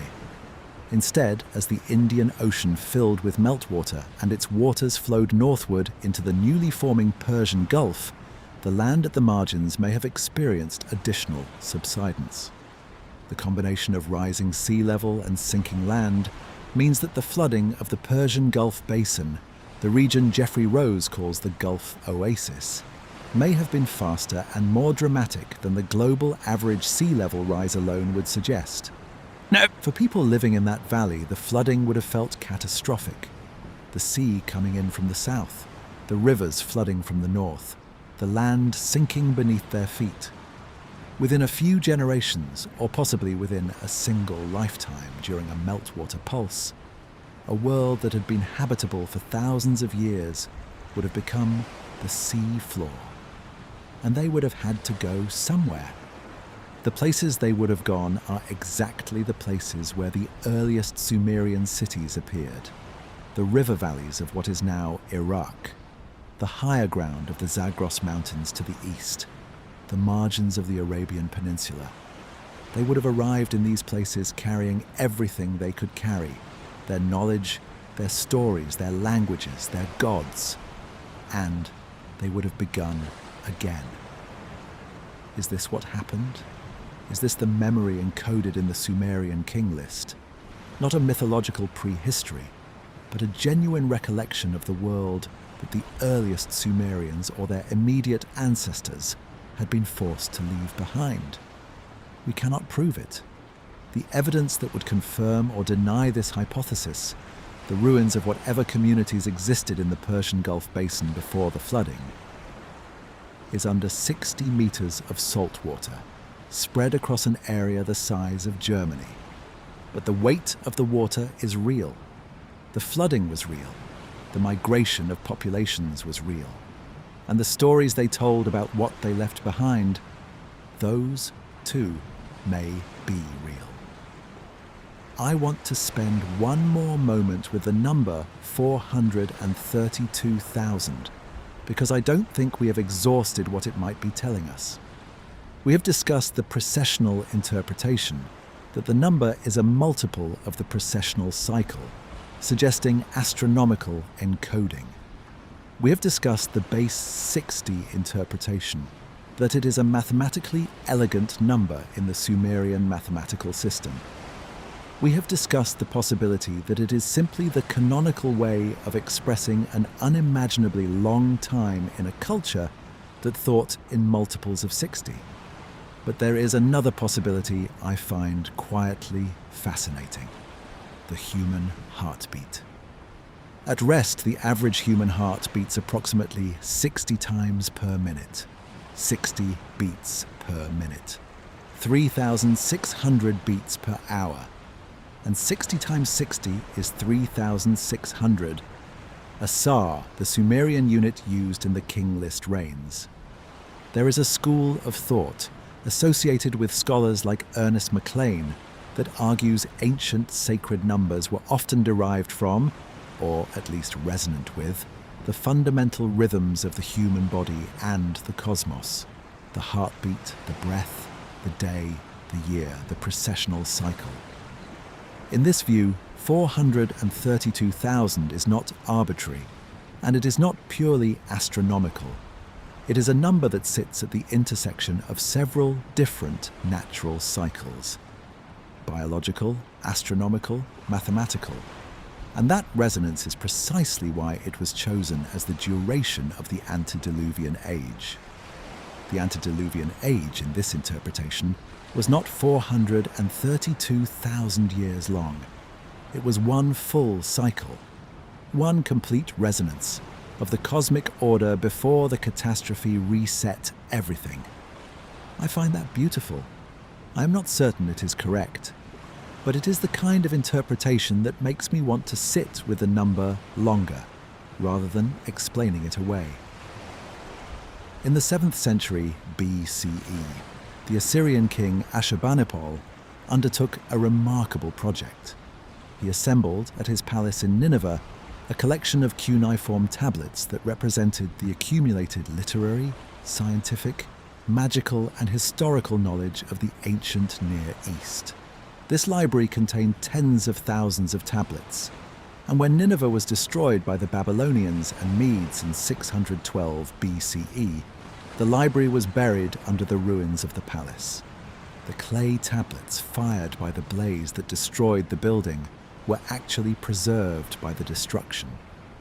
When Austen Henry Layard and his colleagues excavated the site in the 1840s and 1850s, they found the library.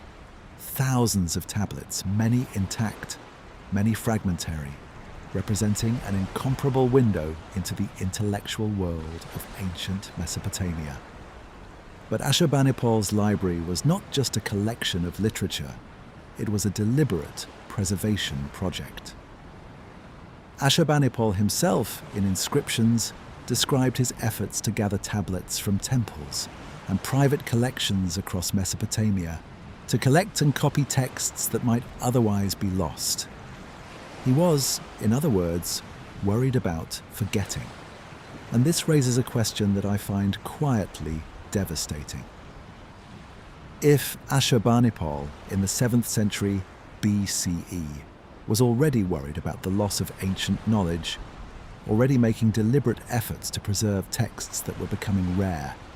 What had already been lost by his time? The Sumerian King List mentions 5 cities of the Antediluvian world. We have found traces of 4 of them archaeologically, but the King List also implies that there were libraries, archives, records, that the Antediluvian kings ruled organized, documented civilizations. If any of those records survived into the historical period, they would have been the oldest documents in human history. Were there such records? Were they lost in the flood or floods that the texts themselves describe? Were they preserved somewhere and eventually copied and transmitted into the cuneiform tradition we know? Ashurbanipal was copying old texts in the 7th century BCE. The scribes who wrote the Weld Blundell Prism were copying older texts in 1800 BCE. The scribes who produced the oldest King List fragments were already working from something older in 2100 BCE. Each copying is an act of preservation, and each act of preservation implies that the original source was in danger of being lost. What was the original source of the King List? Who first wrote down the names and the reigns and the cities and the flood? We don't know. The text presents itself as very old, older than writing, older than the cities it describes, going back to the moment when kingship descended from heaven. But where did the information come from? Who remembered it before it was written down? Perhaps no one. Perhaps the list is, in its oldest form, a literary composition rather than a transcribed oral tradition. Perhaps the Antediluvian kings are mythological constructions from the beginning, not memories of real rulers.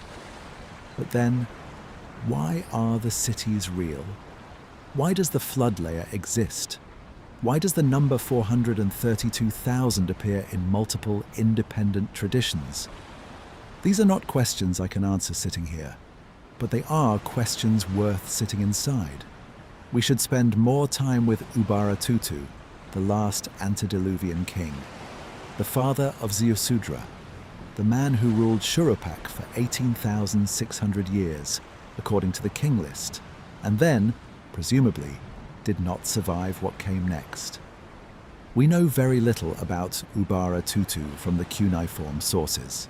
His name appears on the King List. He is identified as the father of Ziusudra in the Eridu Genesis. And Shuruppak, his city, appears in the Atrahasis epic as the city where the gods held their council and decided to send the flood, and where the flood hero received his warning. Shuruppak is interesting in another context. It is also the setting of a famous piece of Sumerian literature known as the Instructions of Shuruppak, a collection of proverbs and moral guidance said to have been composed by a man named Shuruppak and addressed to his son, whose name is given as Ziusudra. The Instructions of Shuruppak is one of the oldest literary texts known, with some manuscripts dating to around 2500 BCE, and its framing, a wise father instructing his son before some unspecified crisis, has led some scholars to suggest it is connected to the flood narrative, Shuruppak giving his son guidance before the catastrophe that will end the world they know. There is something moving about that. A father in the world before the flood, writing down advice for his son, trying to transmit something important across the coming catastrophe, making sure that something of what he knew would survive, even if the world he lived in did not. And Ziusudra survives. He builds the boat, he rides out the flood, he lands on a mountain, he sacrifices, he is given eternal life and translated to Dilmun, a paradise, a place of perfect peace, where he lives forever, or at least for a very long time. But he cannot go back. The world he came from is gone. The cities are underwater, or under silt, or simply changed beyond recognition. The antediluvian world, with its long-lived kings, and its divine intermediaries, and its closer connection to heaven is over. Ziusudra is the last person who remembers what it was like before, and eventually he too will be gone. What do you do when you are the last person who remembers? You tell someone. You write it down. You put it on a tablet, and you hope the tablet survives. Let me try to be honest with you about the state of the evidence. The Sumerian King List is a real document. Multiple copies of it exist. It records 8 antediluvian kings ruling in 5 cities with combined reigns totaling 432,000 years. The cities it names are archaeologically real. The flood it describes as ending the Antediluvian age is treated, in the text, as a historical event rather than a purely mythological one. The number 432,000 is not arbitrary. It is mathematically structured, appearing as a precise multiple of units from the Sumerian base 60 system and resonating with astronomical cycles, particularly the precession of the equinoxes. The same number appears independently in Hindu, Norse, and Babylonian tradition. A great flood, or rather a dramatic and extended episode of sea level rise, did occur at the end of the last ice age. Sea levels rose by over 100 meters over a period of roughly 15,000 years, drowning vast coastal areas.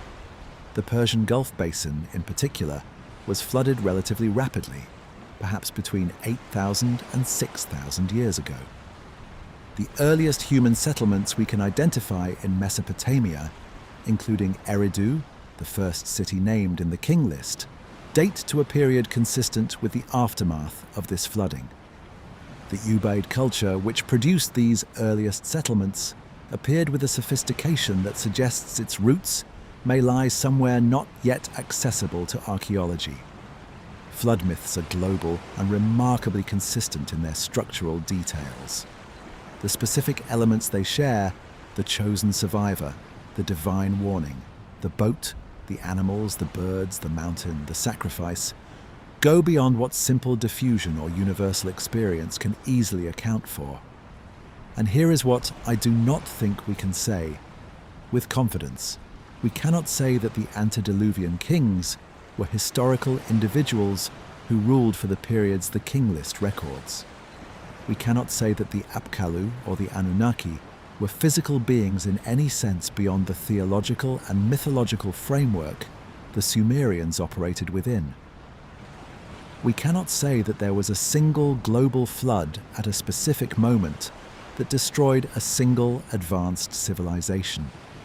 We cannot say that any currently submerged site will prove to contain evidence of a pre-flood civilization comparable to historical Sumer. The gap between what we know and what we want to know is large. It may always be large. The evidence we would need to close it is, literally, at the bottom of the ocean. But the questions are real. They deserve to be taken seriously. And the people who recorded the King List, whoever they were, however far back the tradition goes, were trying to tell us something. We may not be able to hear it clearly yet, but we are listening. There is a particular kind of melancholy that comes from standing at the edge of something you can almost see. Not quite grief, not quite wonder, something in between.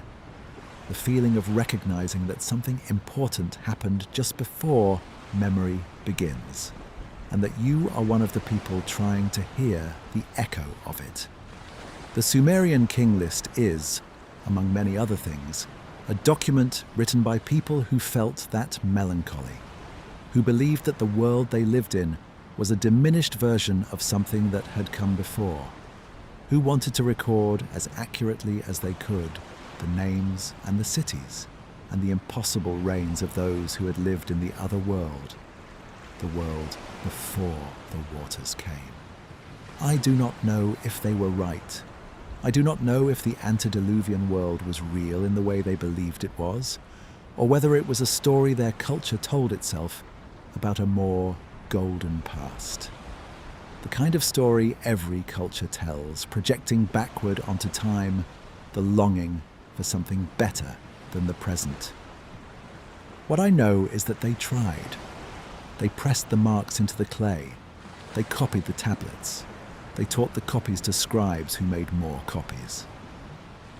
Across 3,000 years of Mesopotamian civilization, the King List survived. The names, the cities, the number. 432,000 years. And when the clay tablets were finally buried, under the silt of rivers, under the ruins of palaces, under the slow accumulation of everything that came after, they did not disappear. They waited.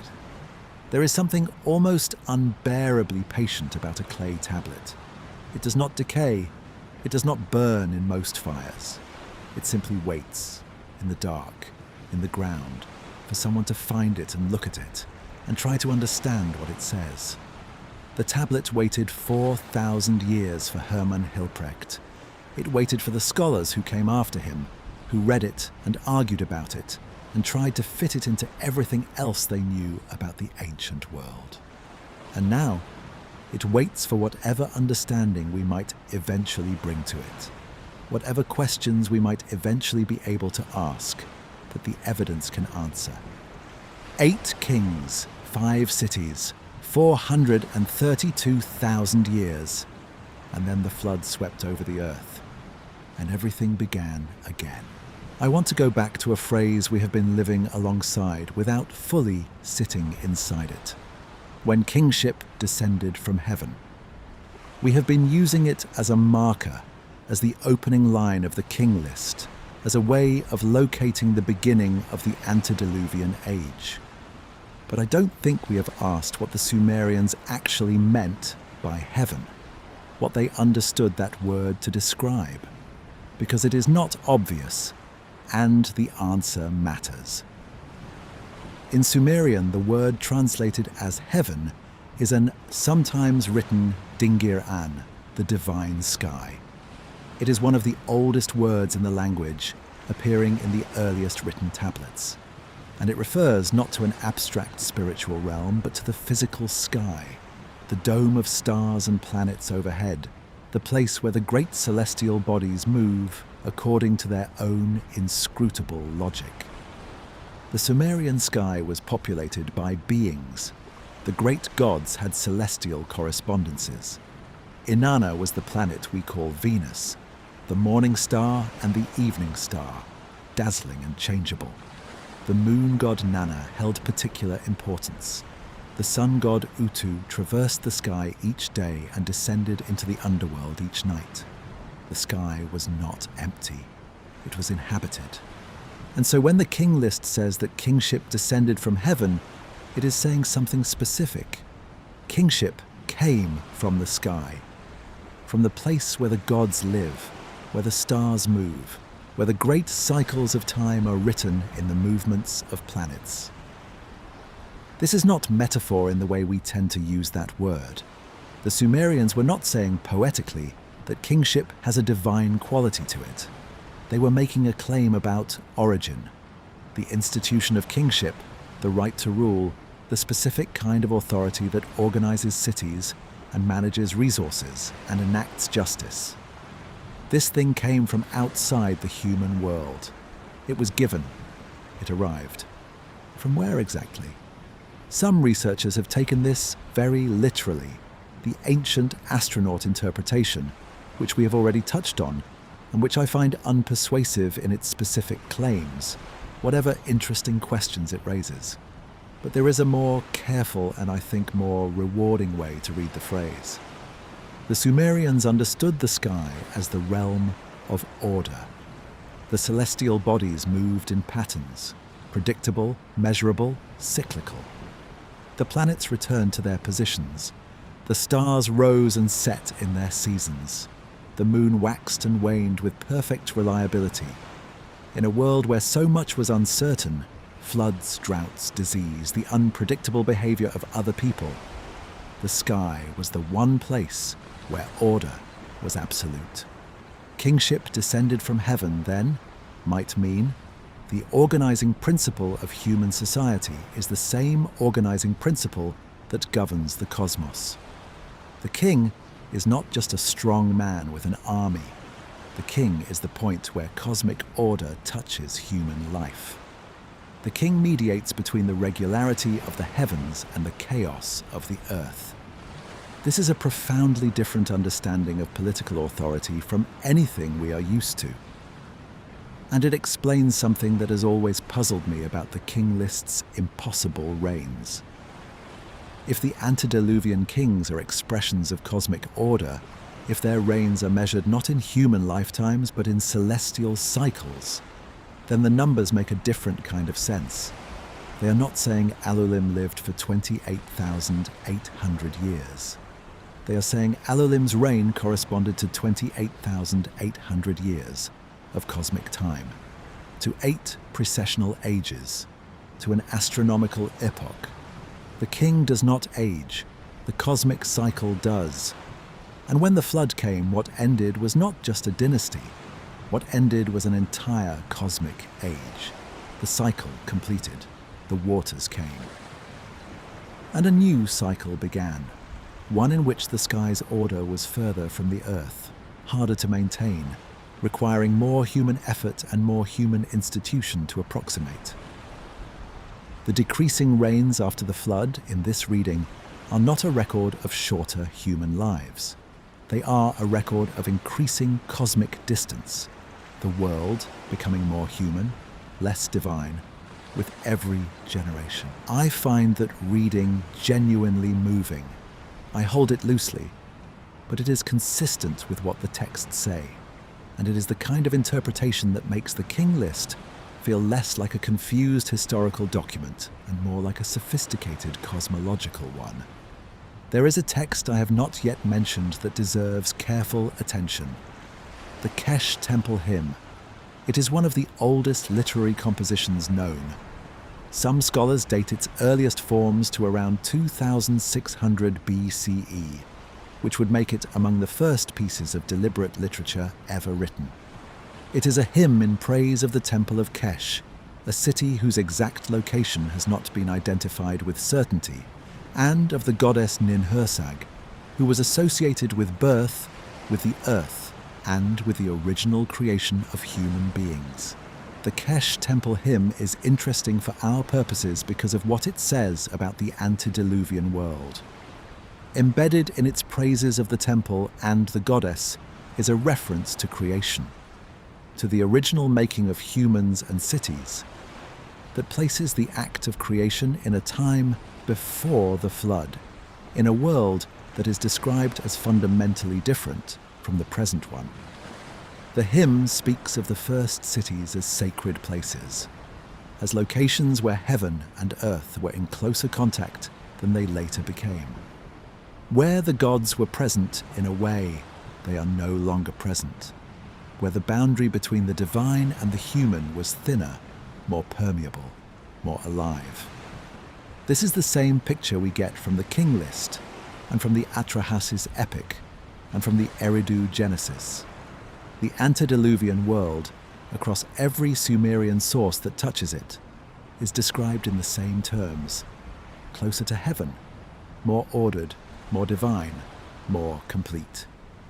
The hymn also contains a passage that has fascinated scholars for decades, a description of the Kesh temple itself as a structure that existed before the flood, or at least whose spiritual essence predated the flood, as though the temple in some form was one of the things that survived. Whether this is literal, whether some physical structure at Kesh actually predated the flood layer, or whether it is theological, claiming that the sanctity of the temple goes back to the original divine order, is unclear. The Sumerians may not have distinguished between those two readings as sharply as we do, but the implication is consistent. The sacred places of the Sumerian world were not new. They were the continuation of something much older. The temples built in the historical period were the inheritors of a tradition that went back to before the catastrophe, to the world when the gods were here. Let's spend some time with Etana. Etana is the 13th king of the first dynasty of Kish, in the post-flood section of the King List. His reign is listed at 1,500 years, still long, though diminished from the Antediluvian scale.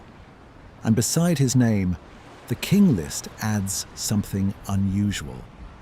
It does not just record his reign, it records something about him. A shepherd, it says, who ascended to heaven.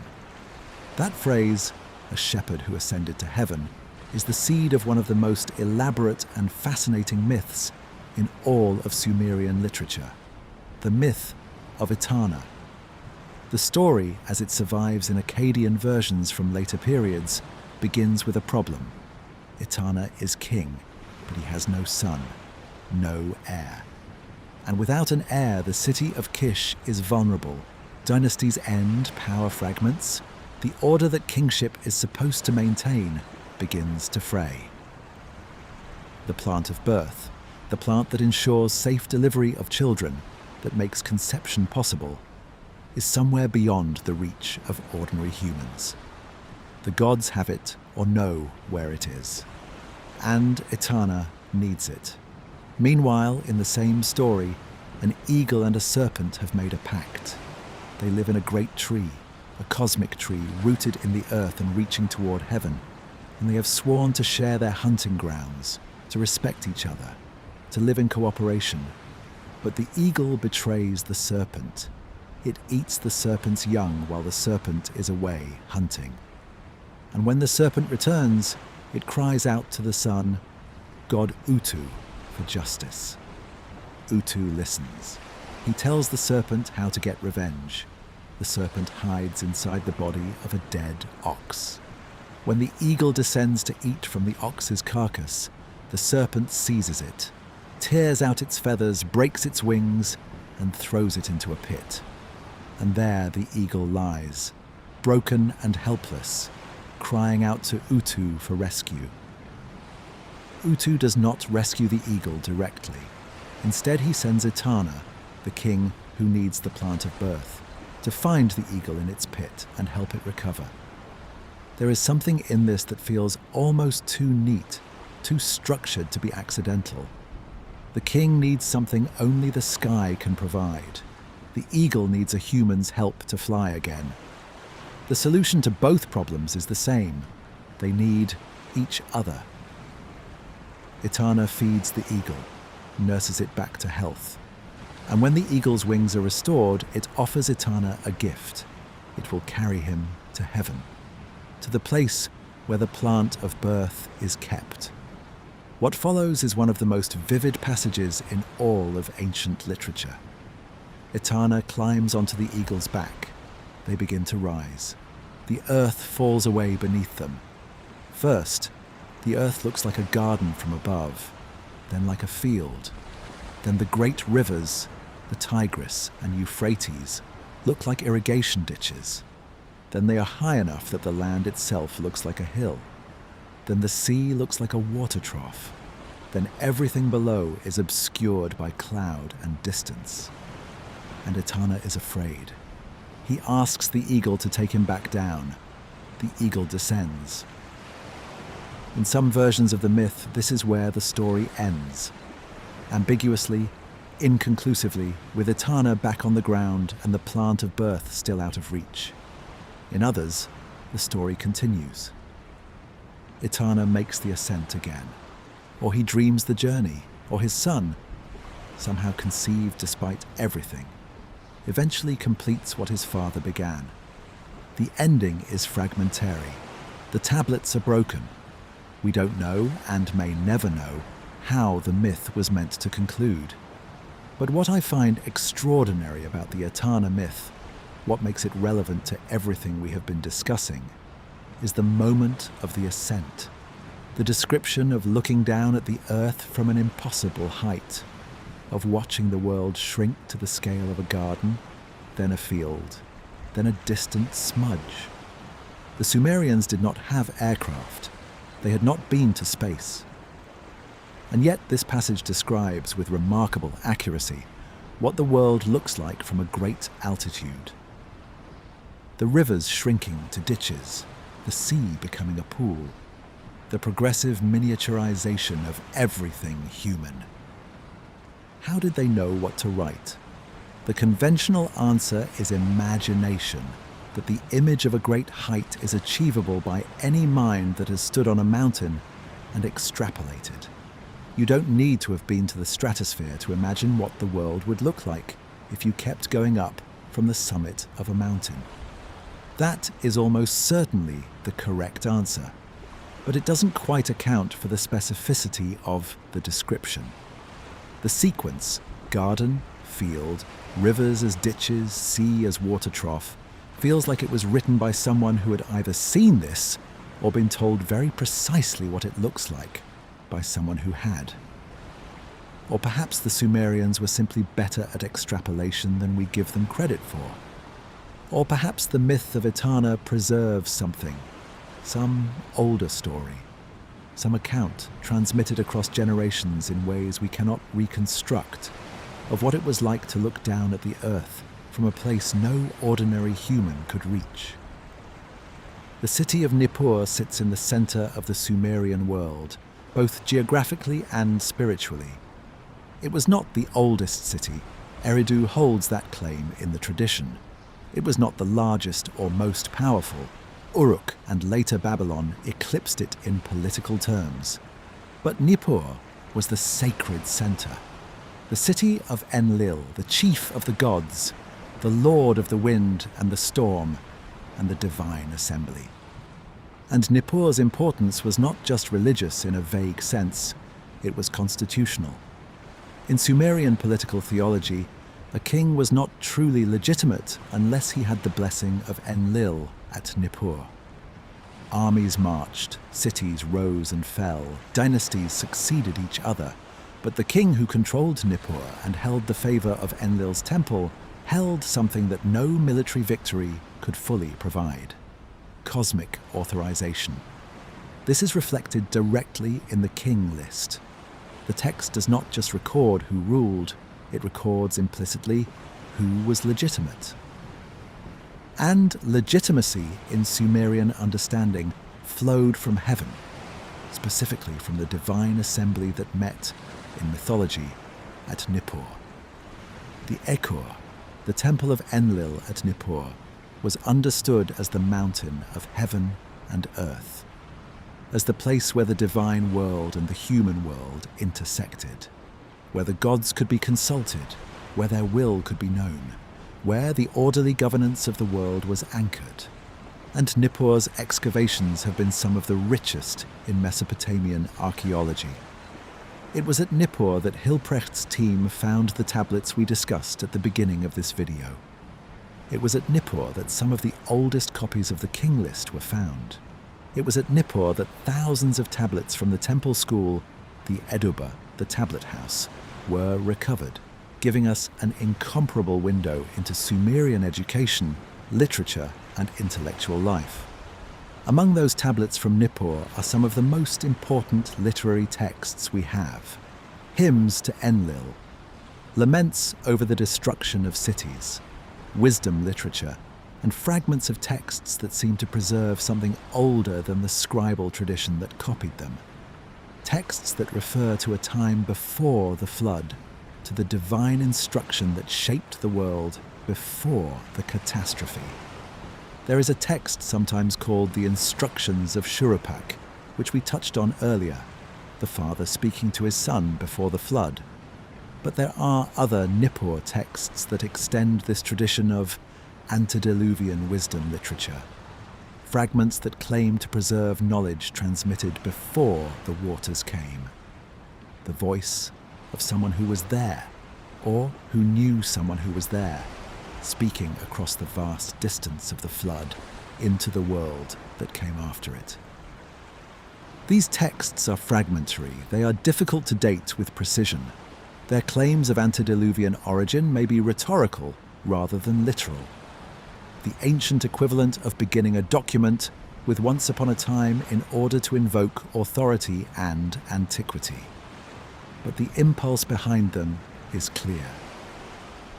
The Sumerians believed that certain kinds of knowledge were so old, so fundamental, so connected to the original ordering of the world that they predated the flood itself.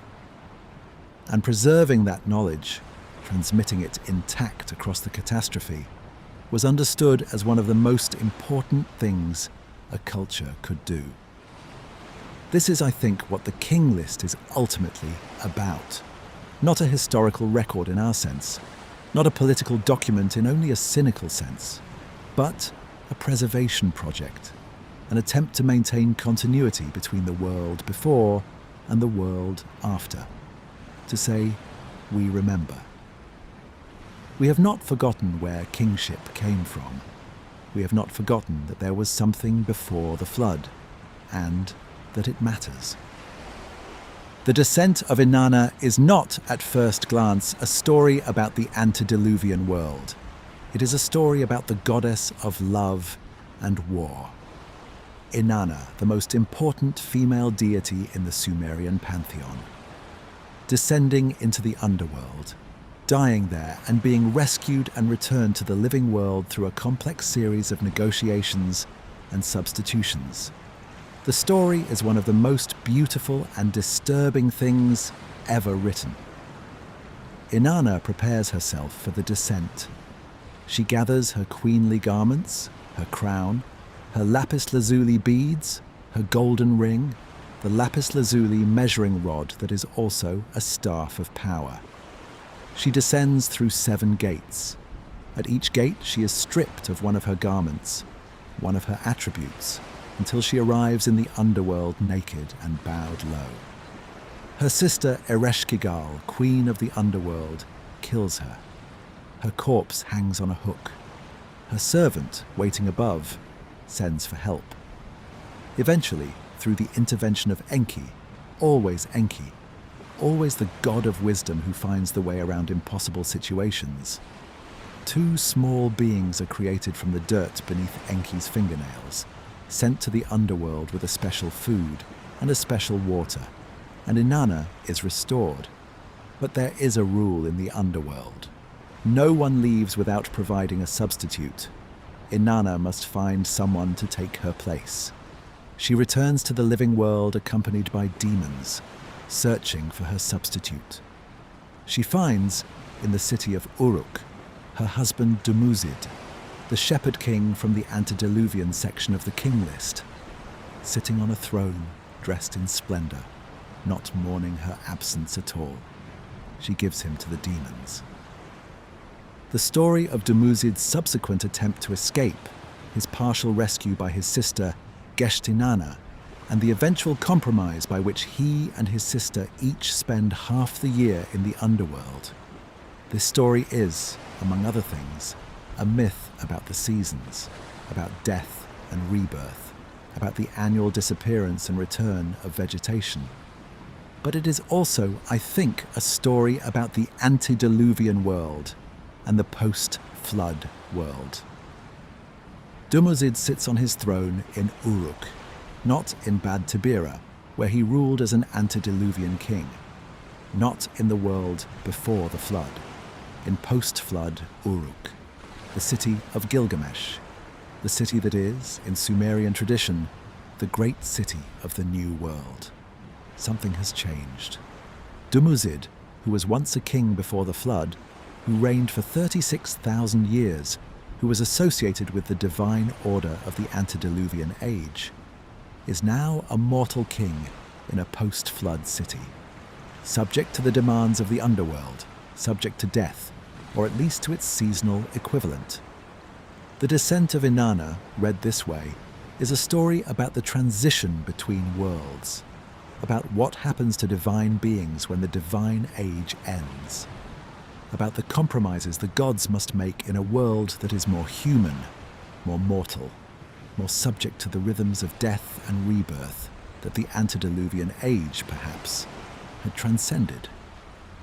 Dumuzid goes to the underworld, but he comes back. Every 6 months he returns, and every time he returns, it is spring. There is something in that pattern, the ancient king, the divine shepherd coming back from the dark place every year, that feels like it is trying to preserve something, not just a myth about seasons, but a memory of a world in which the divine was present and the hope that it might come back. I want to talk about writing. Specifically, I want to ask a question that the Sumerian King List implies, but never quite addresses directly. Did the Sumerians believe that written records existed from before the flood? The answer, it seems, is yes. Or at least, some of them did. Berosus, the Babylonian priest we discussed earlier, was explicit about this. He claimed that the Antediluvian kings had preserved their knowledge in written form, that before the flood, Xisuthros, his name for Ziusudra, was instructed to bury all the books in Sippar, the city of the sun god, so that they would survive the catastrophe. After the flood, Xisuthros and his companions were directed to go back to Sippar and dig up the books, and to share their contents with humanity. This is a remarkable claim. Berosus is saying not just that oral tradition bridged the gap between the pre-flood and post-flood worlds, but that actual written records, books, tablets, documents of some kind, were deliberately preserved through the catastrophe. There is a version of this story in other traditions too. The Egyptian Thoth, as I mentioned earlier, hides his books before the flood. Enoch, in the Jewish tradition, writes his revelations in books that are preserved. The idea of a library surviving the flood, of written knowledge being deliberately buried or hidden and then recovered, is remarkably consistent across cultures that should not, by conventional accounts, have influenced each other. What are we to make of this? One possibility is that it is simply a narrative device, a way of explaining how knowledge that seems too old and too complete to have been newly invented was actually transmitted from an earlier age. If you want to claim that your mathematical or astronomical tradition goes back to before the flood, the easiest way to do it is to say it was written down before the flood and recovered afterward. That is almost certainly part of the explanation. But there is a more interesting possibility lurking inside it. If a pre-flood community, whatever it looked like, wherever it was, had developed some form of writing or proto-writing, and if some members of that community survived the catastrophe carrying that knowledge, then the tradition of antediluvian books is not just a narrative device. It is a memory of an actual attempt to preserve information across a catastrophe. Not necessarily clay tablets in the Sumerian style, not necessarily anything we would recognize as writing, but some form of encoding, marks on clay, patterns on stone, structures in the landscape that carried information from the world before into the world after. The King List itself might be exactly that, not a historical record in any straightforward sense, but a carrying forward, an encoding of knowledge, astronomical, geographical, political, cosmological, in the form of a list of kings and their reigns, because that was the format that had the best chance of surviving intact, of being copied and recopied across centuries, of arriving in the historical period still legible. If you wanted to encode the processional cycle in a form that illiterate shepherds could memorize and transmit, you might choose to do it as a story about kings. You would give each king a reign whose length corresponds to an astronomical period. You would make the kings memorable. You would give them divine wives and sacred cities and connections to the great gods. You would embed the numbers in a narrative that had social and political importance so that people would have strong reasons to preserve it accurately. You would make it a king list. I don't know if that is what happened. It may be a story I am telling myself because it is pleasing, but the structure is consistent with the possibility. And the possibility, I think, is worth holding. Dilmun is the paradise to which Ziusudra was sent after the flood. In the Sumerian tradition, it is a place of perfect peace, a land where there is no sickness, no old age, no death, where the raven does not croak, where the lion does not kill, where the wolf does not snatch the lamb. where everything is clean and bright and the waters are sweet. Scholars have argued about where Dilmun was for as long as they have been studying Sumerian texts. The main candidates are Bahrain, the island nation in the Persian Gulf, which has extensive ancient remains, including a remarkable field of thousands of burial mounds, and possibly the Indus Valley, which had trading contacts with Mesopotamia and was known to the Sumerians as a source of distant goods. The Bahrain hypothesis is supported by several things. Ancient Sumerian texts describe Dilmun as a trading partner, a source of copper and other goods, a place accessible by sea from the southern Mesopotamian ports. And archaeological work on Bahrain has revealed that the island was a major Bronze Age trading hub. The ancient city of Qal'at al-Bahrain has been excavated and found to contain remains going back to the 3rd millennium BCE. But the paradise Dilmun of the flood myth is not quite the same as the trading partner Dilmun of the commercial texts.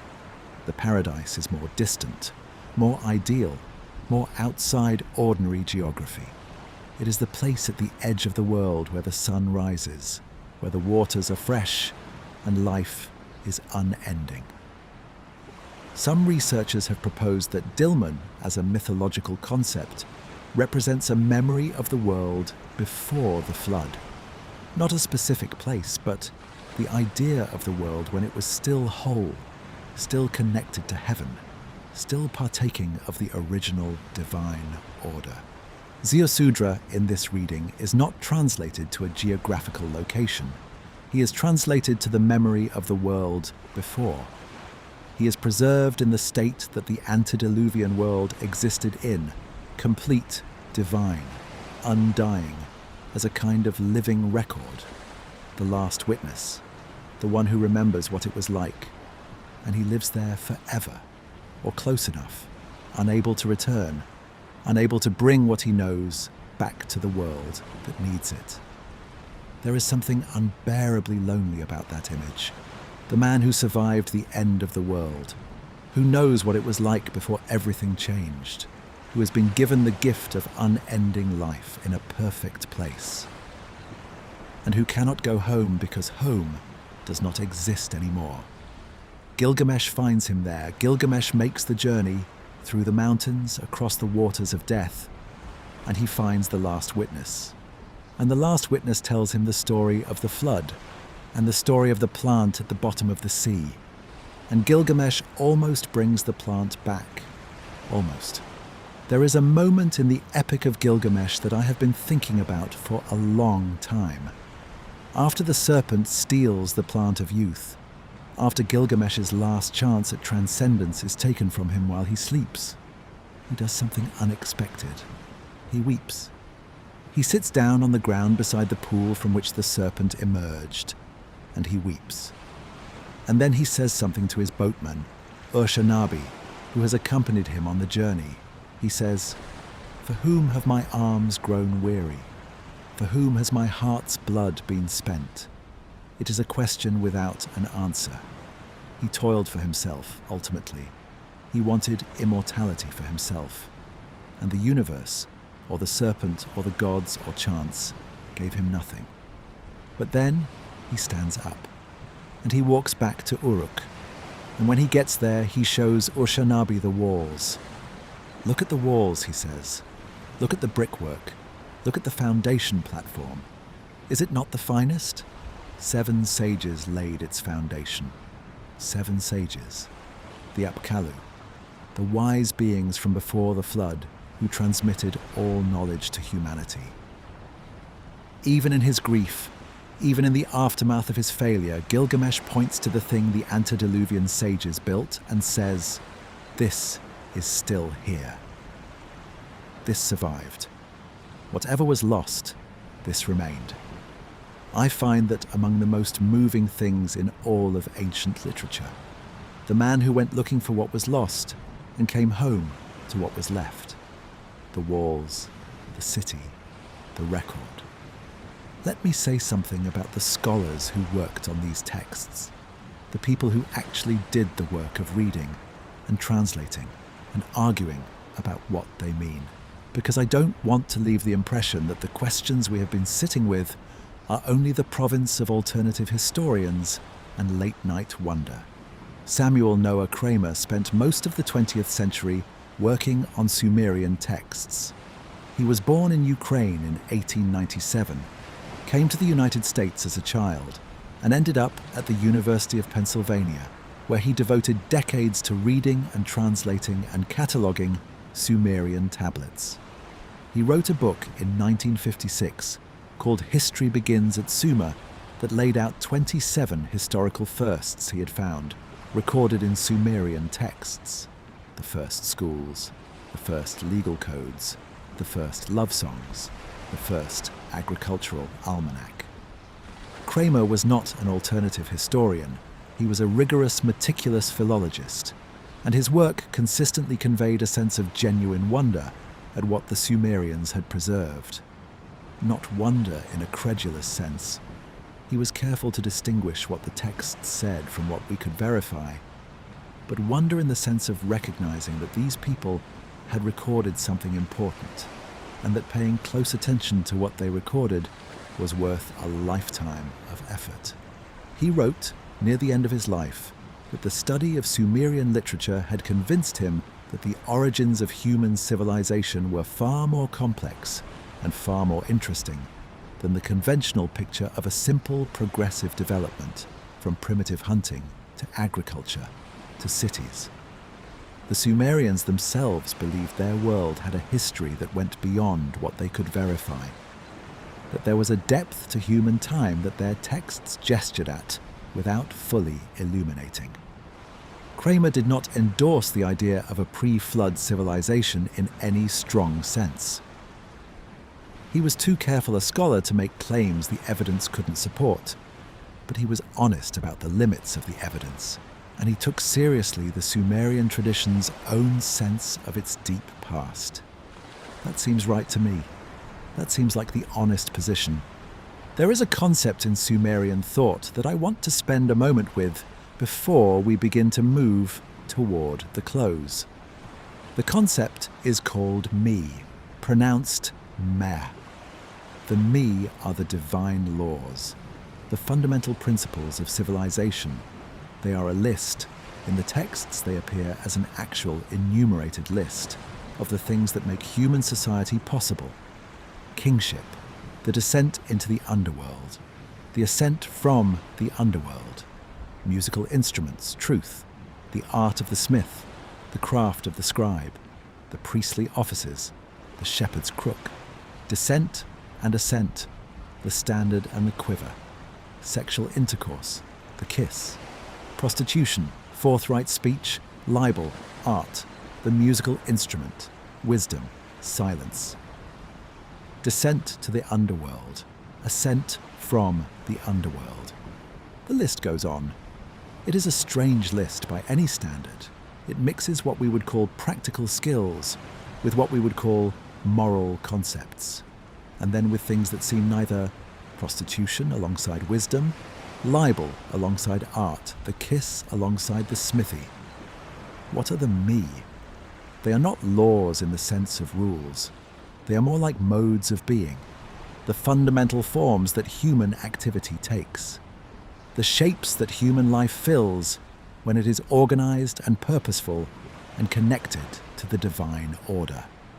And the me in Sumerian mythology are things that can be stolen, given, transported. They are objects kept in the Abzu, the freshwater deep that Enki rules, accessible to those with divine favor. There is a myth, the myth of Inanna and Enki, in which Inanna travels to the Abzu, gets Enki drunk on beer, and persuades him to give her the me one by one. She loads them onto the boat of heaven and transports them from the Abzu, from the deep primordial source, to the city of Uruk. She brings the me to humanity. The myth is comic in its texture. Enki drunk, giving away treasures he will regret giving, sending messengers to try to retrieve them, failing. But its theological content is serious. The me are the inheritance of the divine world, transmitted to the human world through the goddess of love and civilization. They are what makes cities possible. What makes the post-flood world something more than a collection of survivors starting over. And they come from the deep, from the world beneath the water, from the Abzu, which the Sumerians located under the earth, under the ocean, in the primordial depths where things began. From before, the me, I want to suggest, are one way of answering the question we have been circling all night. What was lost in the flood and what survived? What survived were the me, the fundamental forms of civilized life, not the specific things, not the tablets of the Antediluvian Kings, not the architecture of the cities before the flood, not whatever writing or technology or knowledge had been accumulated, but the principles, the shapes, the modes of being that make human life more than mere survival. Kingship survived because kingship descended from heaven again. The crafts survived, the smith's art, the scribe's art, the musician's art, because they are me, and the me are indestructible. The sexual kiss survived because it is me. The forthright speech survived. The wisdom survived. What was lost was the particular form those things had taken in the antediluvian world. The specific reigns of the specific kings, the specific knowledge of the Abzu, the particular closeness to heaven that the antediluvian age had enjoyed. The forms survived. The fullness was lost. And every civilization since, every culture that has built cities, written laws, crafted songs, organized trade, loved and grieved and wondered about the sky, has been working with the forms that survived the flood, trying to fill them as fully as possible, trying to recover something of the completeness that was once, in some form, present. We are still doing that. I want to close tonight with something that surprised me when I first encountered it, and has not stopped surprising me since. The Sumerian King List, as we have discussed, ends its antediluvian section with the phrase, "Then the flood swept over the earth." And then it continues. Kingship descends again. New cities, new kings, the slow unwinding of reigns toward normal human length. But there is a detail in some versions of the list that I have not mentioned, and it matters. In some copies of the King List, after the flood section, there is an additional note, not part of the list itself. A comment, written in the margin or appended at the end, that appears to be the voice of the scribe, the person doing the copying, speaking directly about the act of copying. The note says, approximately, the scribal art descended from heaven. Not kingship this time, writing. The scribal art, the ability to record, to transmit, to preserve, descended from heaven, came from the place of divine order, was given to humanity as a gift, in the same way and from the same source as the right to rule. This seems to me the most important thing the King List tells us, and it is the thing it tells us most quietly. The act of writing this down matters. The act of preservation, of pressing the marks into the clay, of making the copy, of teaching the copy to someone who will make more copies. This act is as sacred as the kingship it records, maybe more sacred, because kings die and dynasties end and cities fall, but the tablet waits. The Sumerians understood this.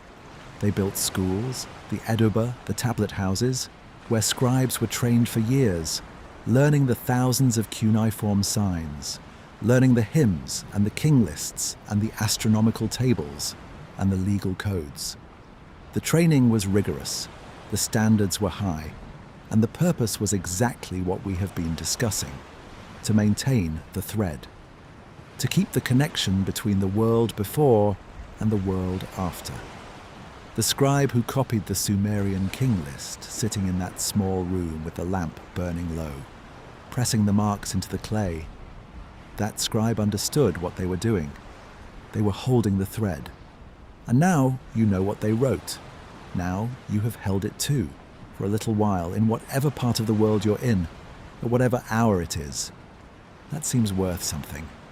Everything we have been talking about tonight is a question about memory, about what survives and what doesn't, about the difference between what we know and what we have lost, and what we might still find.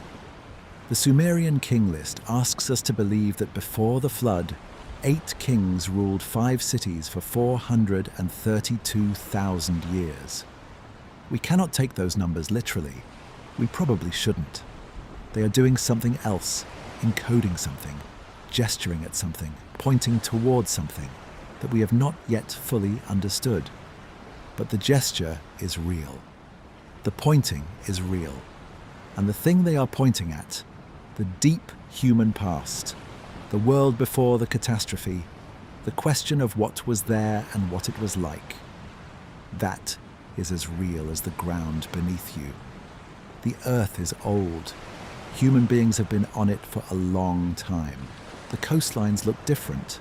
The seas were lower. There were people living where the ocean is now, people who watched the water rise and understood that their world was ending, and who tried in whatever way they could to tell someone. They told someone, and someone told someone else.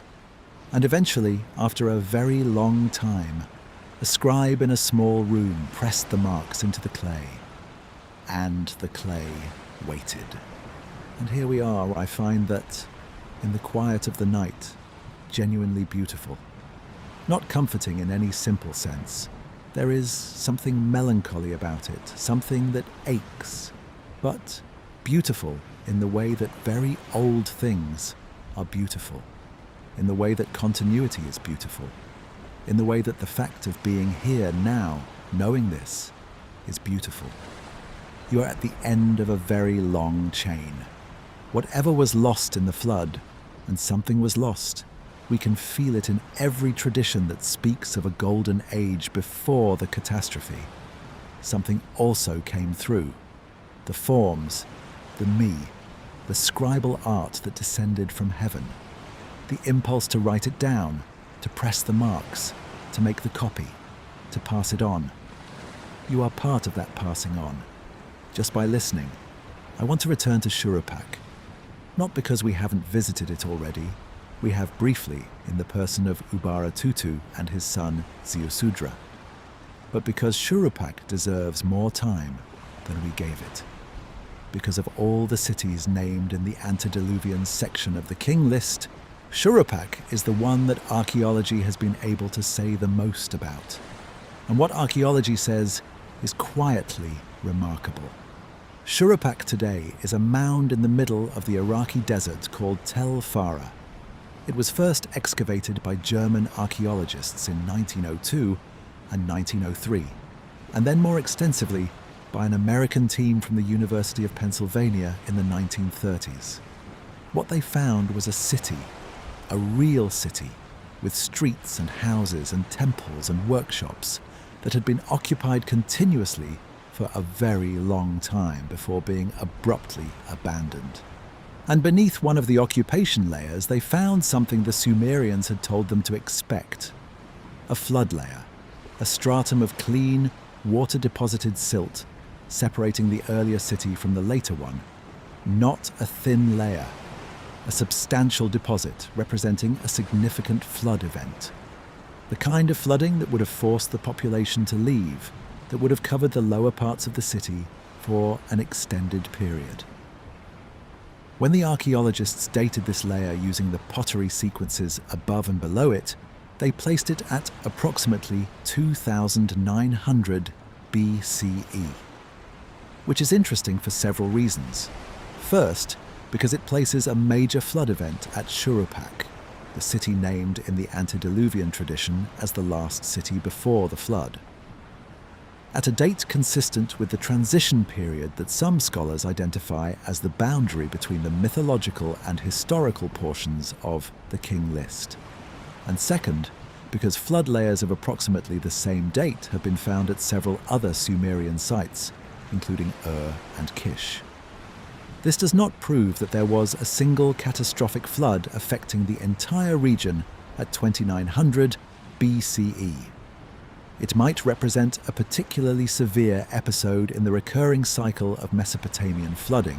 The Tigris and Euphrates in floodplain have always been capable of extraordinary destruction. But it is the kind of convergent evidence that makes the flood tradition feel less like pure invention and more like an amplified memory of something that genuinely happened. There is a phrase the Sumerian texts use for the flood that I want to sit with for a moment. The word is Amaru. It is usually translated simply as flood, but its more literal meaning is something closer to the storm that overwhelms or the wave that crushes everything in its path. It is not the word for ordinary river flooding, for the annual inundation that Mesopotamian farmers depended on and planned for. It is a word for catastrophe, for something outside the normal order. The Amaru that swept over the earth at the end of the King List's Antediluvian section is not just a big flood. It is an event that breaks the pattern, that ends one world and begins another, that separates the age when kings lived for tens of thousands of years from the age when they did not.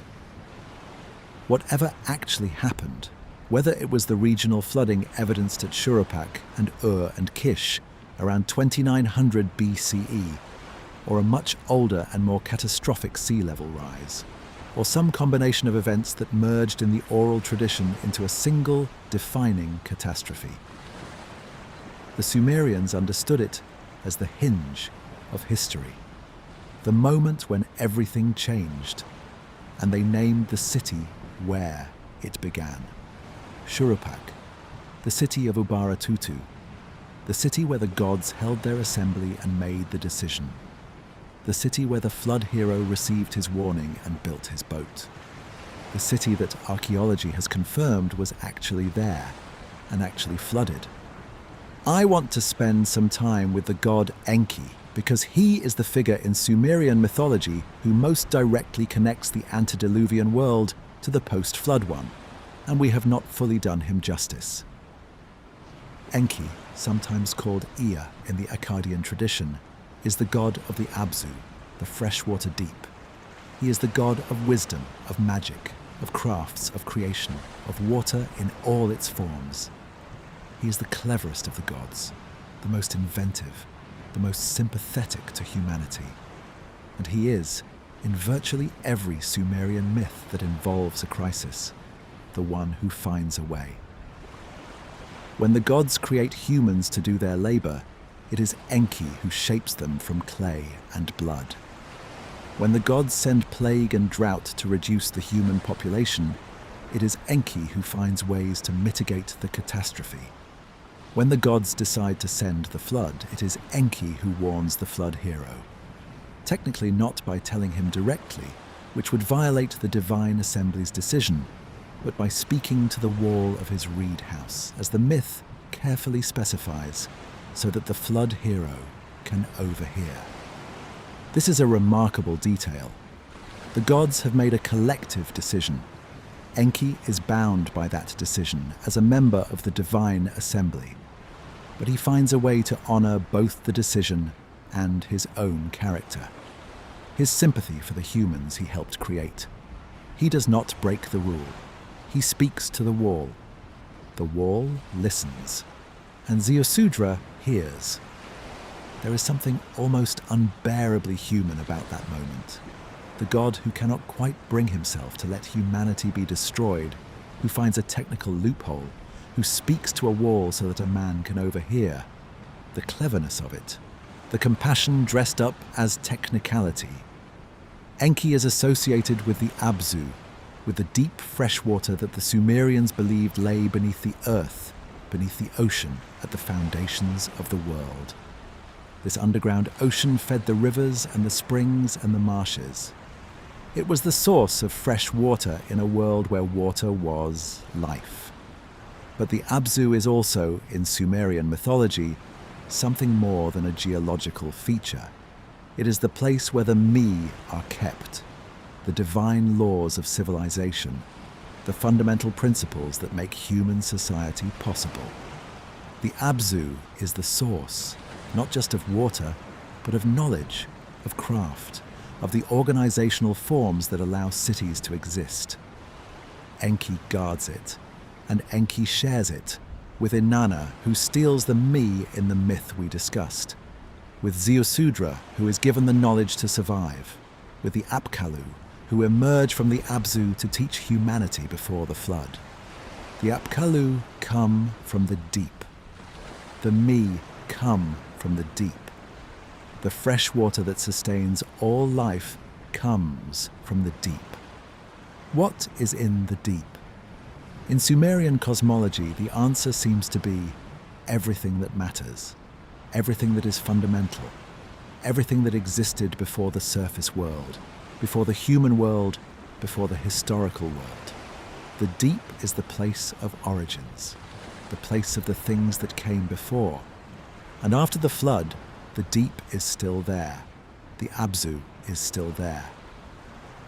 Enki is still there in his underwater temple, still guarding the me, still capable of intervention, still present, but more distant, more difficult to reach. The Apkallu still emerge occasionally in the post-flood age, but they are weaker, more mixed with human nature, less purely themselves. The connection to the deep is not severed by the flood, but it is attenuated, made thinner, made harder. This is, I think, what the Sumerians meant when they described the post-flood world as diminished. Not that material conditions were worse. In many ways, the historical period of Sumerian civilization was extraordinarily prosperous, producing art and literature and technology of real sophistication. But the connection to the source, the direct line to the deep, to the origin, to the place where the me live, that connection had been stretched almost to breaking. The rituals of the Sumerian temples were, in this sense, attempts to maintain the connection, to reach back toward the Abzu, to keep the line open. Every temple was built over running water where possible, or with a symbolic water basin representing the Abzu. The god's statue was understood to be connected to the divine original, a living extension of the deity into the human world, maintaining the presence of the deep in the surface world. The rituals were not symbolic in our sense. They were functional. They were the technology by which the connection was maintained. And the King List was part of that technology. By naming the Antediluvian Kings, by recording their impossible reigns, by placing the origins of kingship in the time before the flood, the list was reaching back, touching the deep, maintaining the claim that what exists now is connected to what existed then, that the thread has not been broken, that the source is still there even if it is harder to reach. The Akkadian royal inscriptions are a later development. They date from roughly 2300 BCE onward, when the Akkadian Empire of Sargon the Great unified Mesopotamia for the first time under a single non-Sumerian ruler. And they do something interesting with the Antediluvian tradition. They use it. Sargon's successors and many of the rulers who came after them through the subsequent millennia of Mesopotamian history included in their royal inscriptions references to the Antediluvian age. They claimed descent from the Antediluvian kings, or claimed that their wisdom and authority had been granted by the gods who had also granted wisdom and authority to those first rulers. They invoked the Apkallu. They cited the me. Why? Because the Antediluvian tradition was, by this point, one of the most powerful legitimating narratives in the ancient world. To claim connection to the world before the flood was to claim connection to the source, to the original divine order, to the time when heaven and earth were in closer contact, to the age when kingship was not a human institution, but a divine gift. This is the political function of the King List that Jacobson identified. But it is more than cynical politics. The kings who made these claims believed them, or at least operated within a tradition that took them seriously. The Antediluvian age was not a fictional past invented for purposes of manipulation. It was a real belief about the deep structure of time and authority. And that belief shaped how they ruled. The Mesopotamian king was not just an administrator or a military commander. He was the point of contact between the divine order and the human world. He was responsible for maintaining the connection, for performing the rituals, for maintaining the temples, for ensuring that the me were properly honored. When a king failed in this, when he neglected the temples, when the rituals fell into disorder, when the me were not properly maintained, the consequences were understood as cosmic rather than merely political. The crops would fail, the rivers would flood or dry up, the divine protection would withdraw, the city would become vulnerable. The antediluvian tradition was not nostalgia, it was theology. It was a working model of how the universe operated and what human beings, especially kings, were required to do to keep it functioning. There is a lament, one of the most beautiful genres of Sumerian literature, that I want to spend time with. The lament for the destruction of Ur. Ur was one of the great Sumerian cities, the city of the moon god Nana, the city where Leonard Woolley found his flood layer, a major center of Sumerian civilization for centuries. And around 2000 BCE, it was destroyed.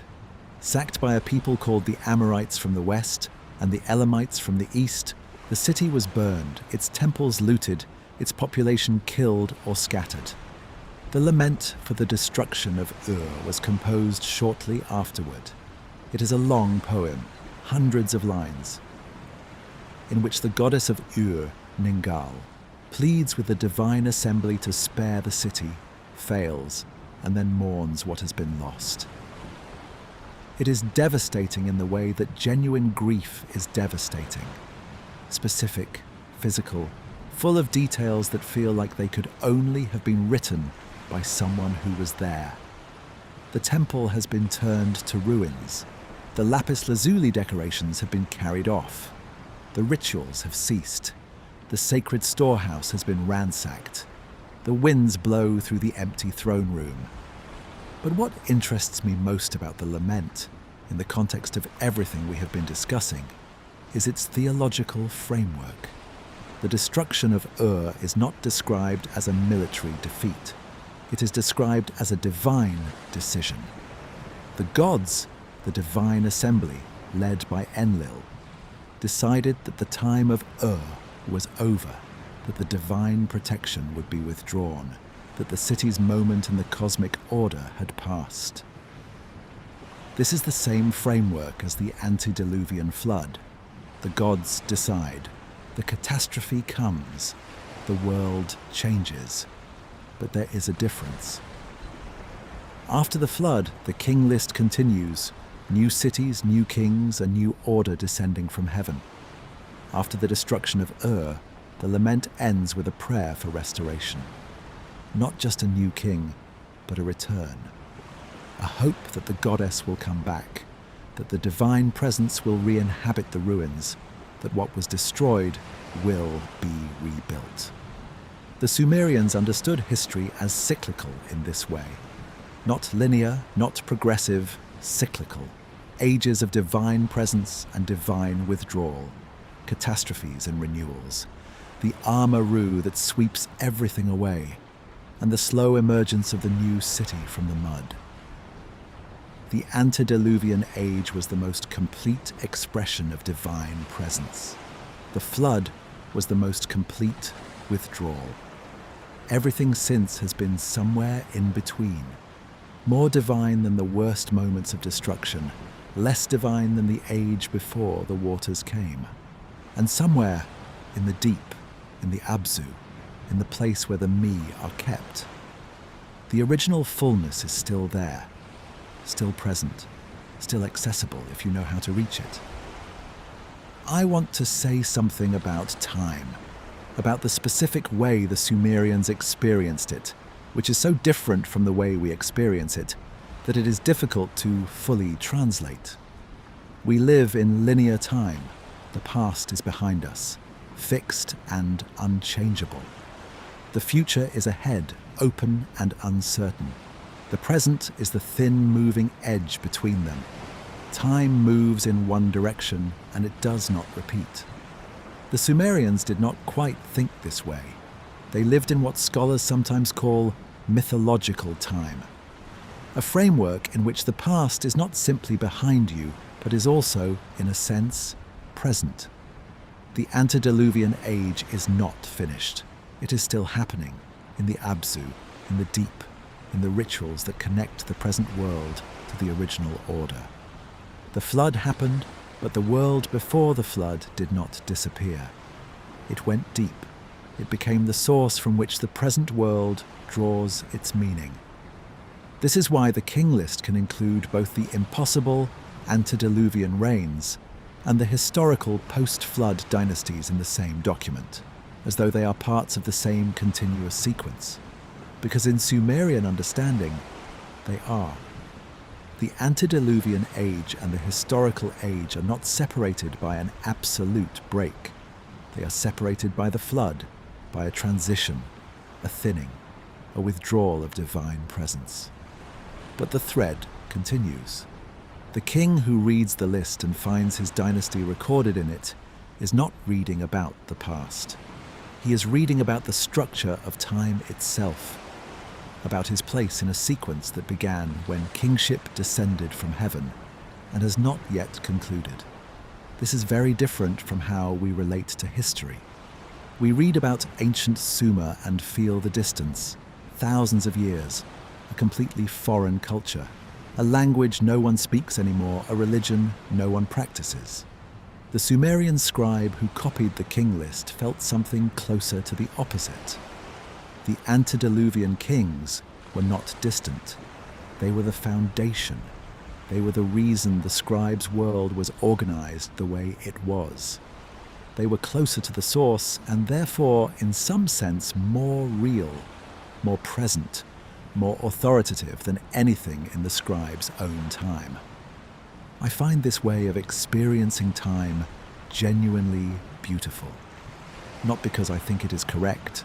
I'm a modern person. I think in linear time I believe the past is over, but because it reveals something about what history can be. Not just a record of what happened, a living presence, a source, a depth. The Sumerian King List is an attempt to maintain access to that depth, to keep the antediluvian world present, even after the flood, to say, this is where we came from, and the connection has not been entirely severed.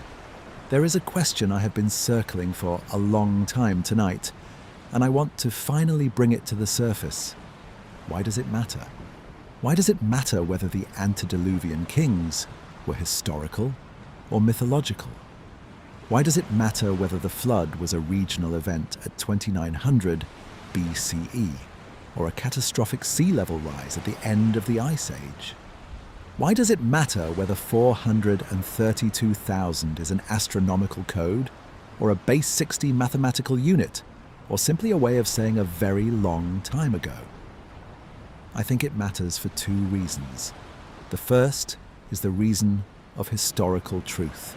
If there were civilizations in the world before the ones we know about, if the conventional picture of human prehistory is incomplete in important ways, then knowing that changes our understanding of who we are and where we came from. It changes the story we tell ourselves about human capacity, human achievement, human possibility. The second reason is harder to articulate. It has to do with something I have been feeling throughout this whole conversation, a kind of melancholy that is also a kind of wonder.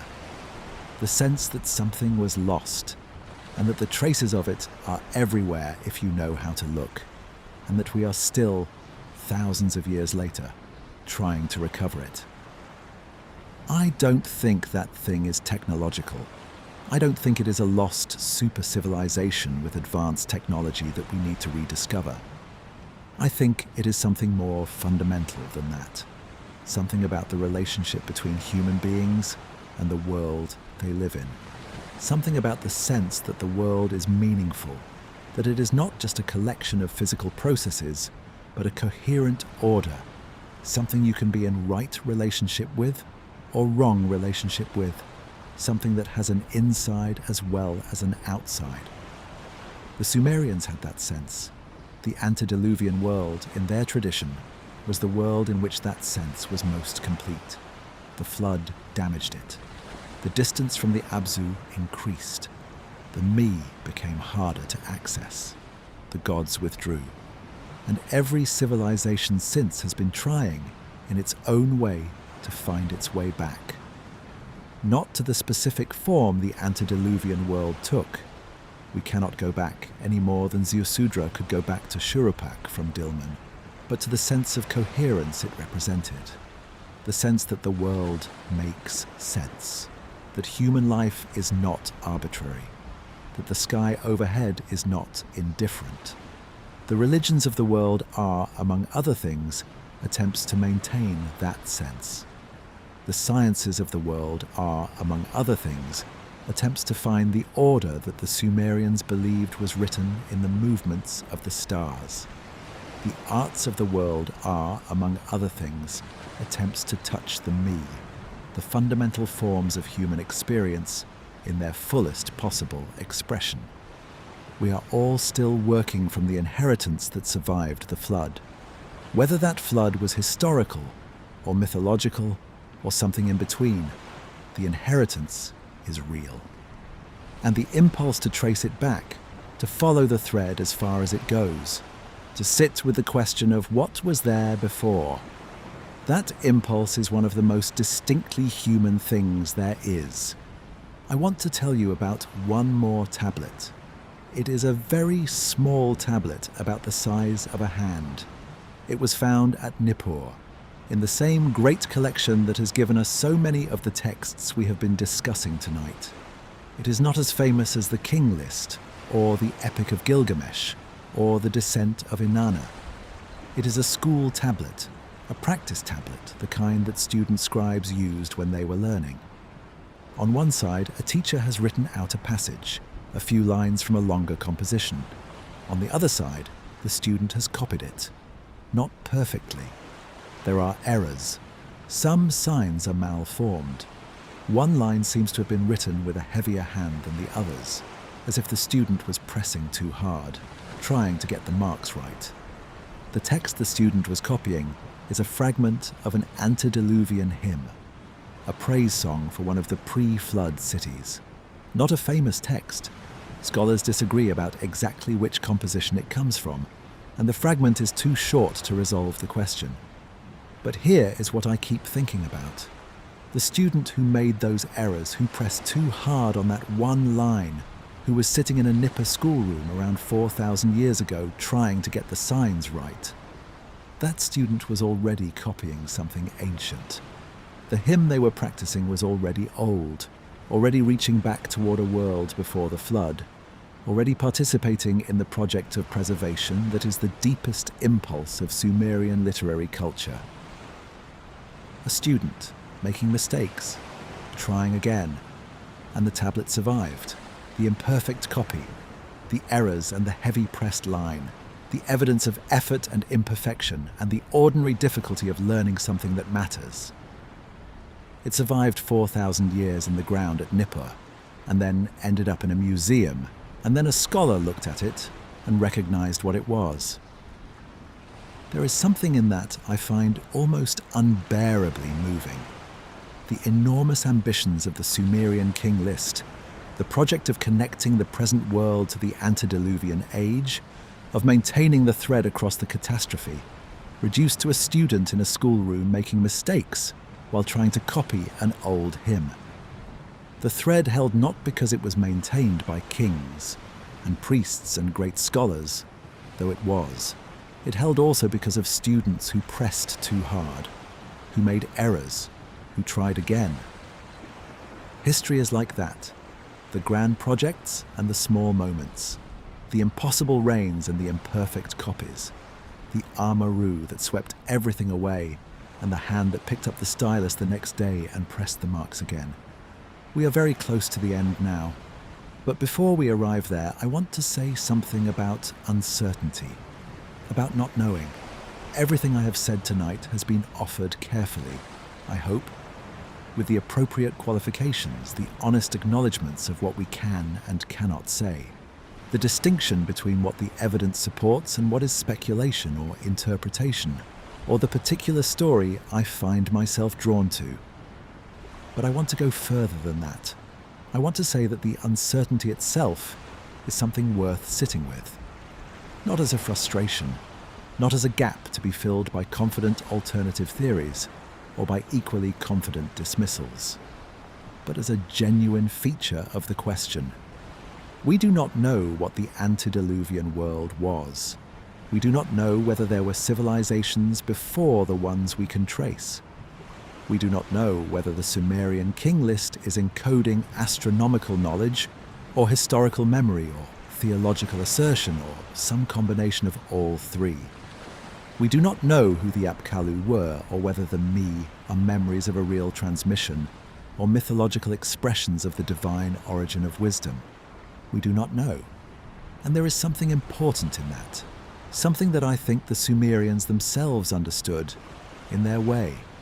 The antediluvian world was not recoverable, not fully. Ziusudra lived in Dilmun and could not go back. Gilgamesh went to the edge of the world and came home with nothing but the story.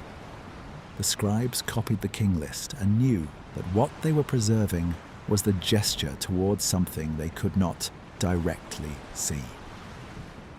The not knowing is built into the tradition. It is not a failure of the tradition.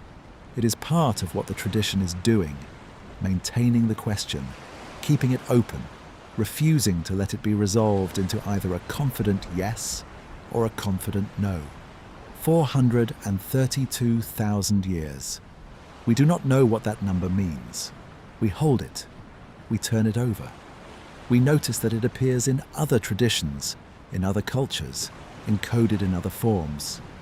We notice that it is mathematically elegant, astronomically resonant, built from the units of a system that still governs how we divide time. We notice that it marks the duration of a world the Sumerians believed was real and important and worth remembering. And we notice that we are still here thousands of years later, turning it over in the dark. That is not nothing. That is, in its quiet way, everything the King List was hoping for. The night is very late now, or very early. The hour when the distinction starts to lose its meaning. The hour when the mind loosens its grip on the day's certainties and becomes permeable to older things. This is the hour the Sumerians would have recognized. The hour of the temple rituals, the hour of the astronomical observations, the hour when the sky is most fully itself.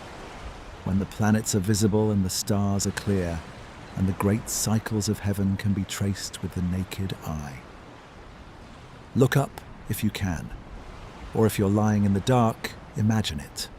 The sky as the Sumerians saw it, not obscured by city light, not domesticated by maps and names, and the comfortable knowledge that we know what everything is. Just the sky itself. The planets moving through the constellations, the slow westward drift of the stars through the night, the moon, if it is there, or the particular quality of darkness when it is not. The Sumerians looked at that sky and saw the divine assembly, saw the gods in their courses, saw the record of time written in the movements of light. They also saw the precession.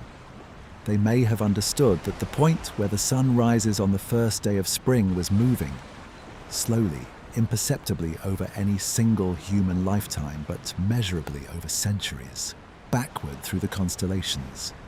That the sky itself was turning, over a cycle so long that no individual human could observe more than a fraction of it.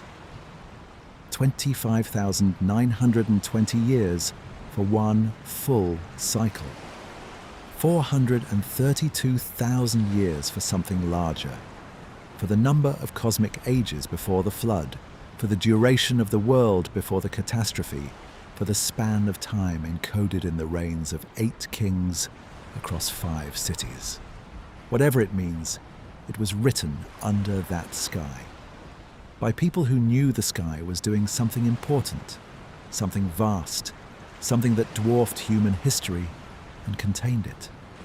They wrote it down. They pressed the marks into the clay.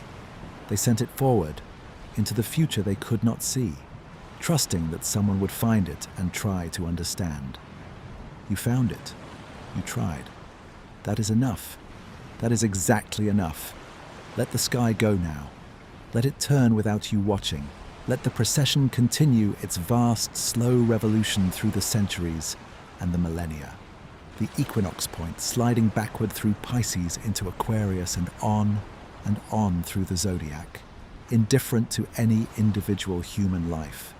And yet, somehow, the very thing the Sumerians encoded in their list of impossible kings. Let it go. Let the 5 cities go. Eridu, Bad Tibira, Larak, Sippar, Shuruppak, back into the earth, back under the silt, back under the flat Iraqi plain where the archaeologists found them.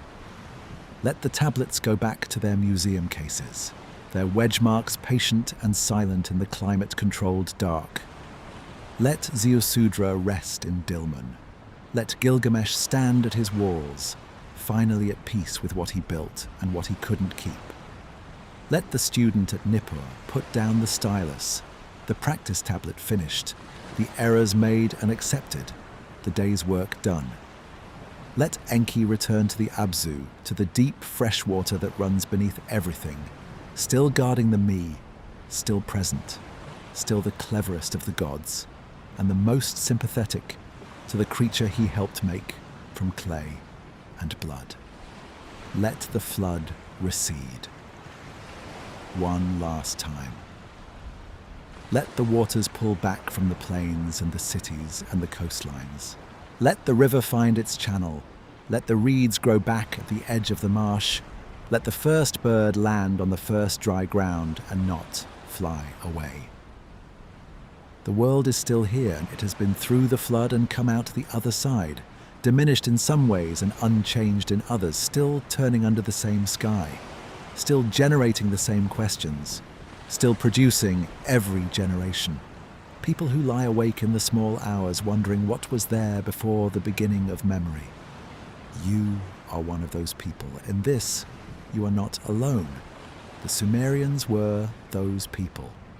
Whoever was in the world before the Sumerians, and whoever lived in the Persian Gulf Valley before the sea covered it, whoever told the first version of the story of the flood, they were those people too.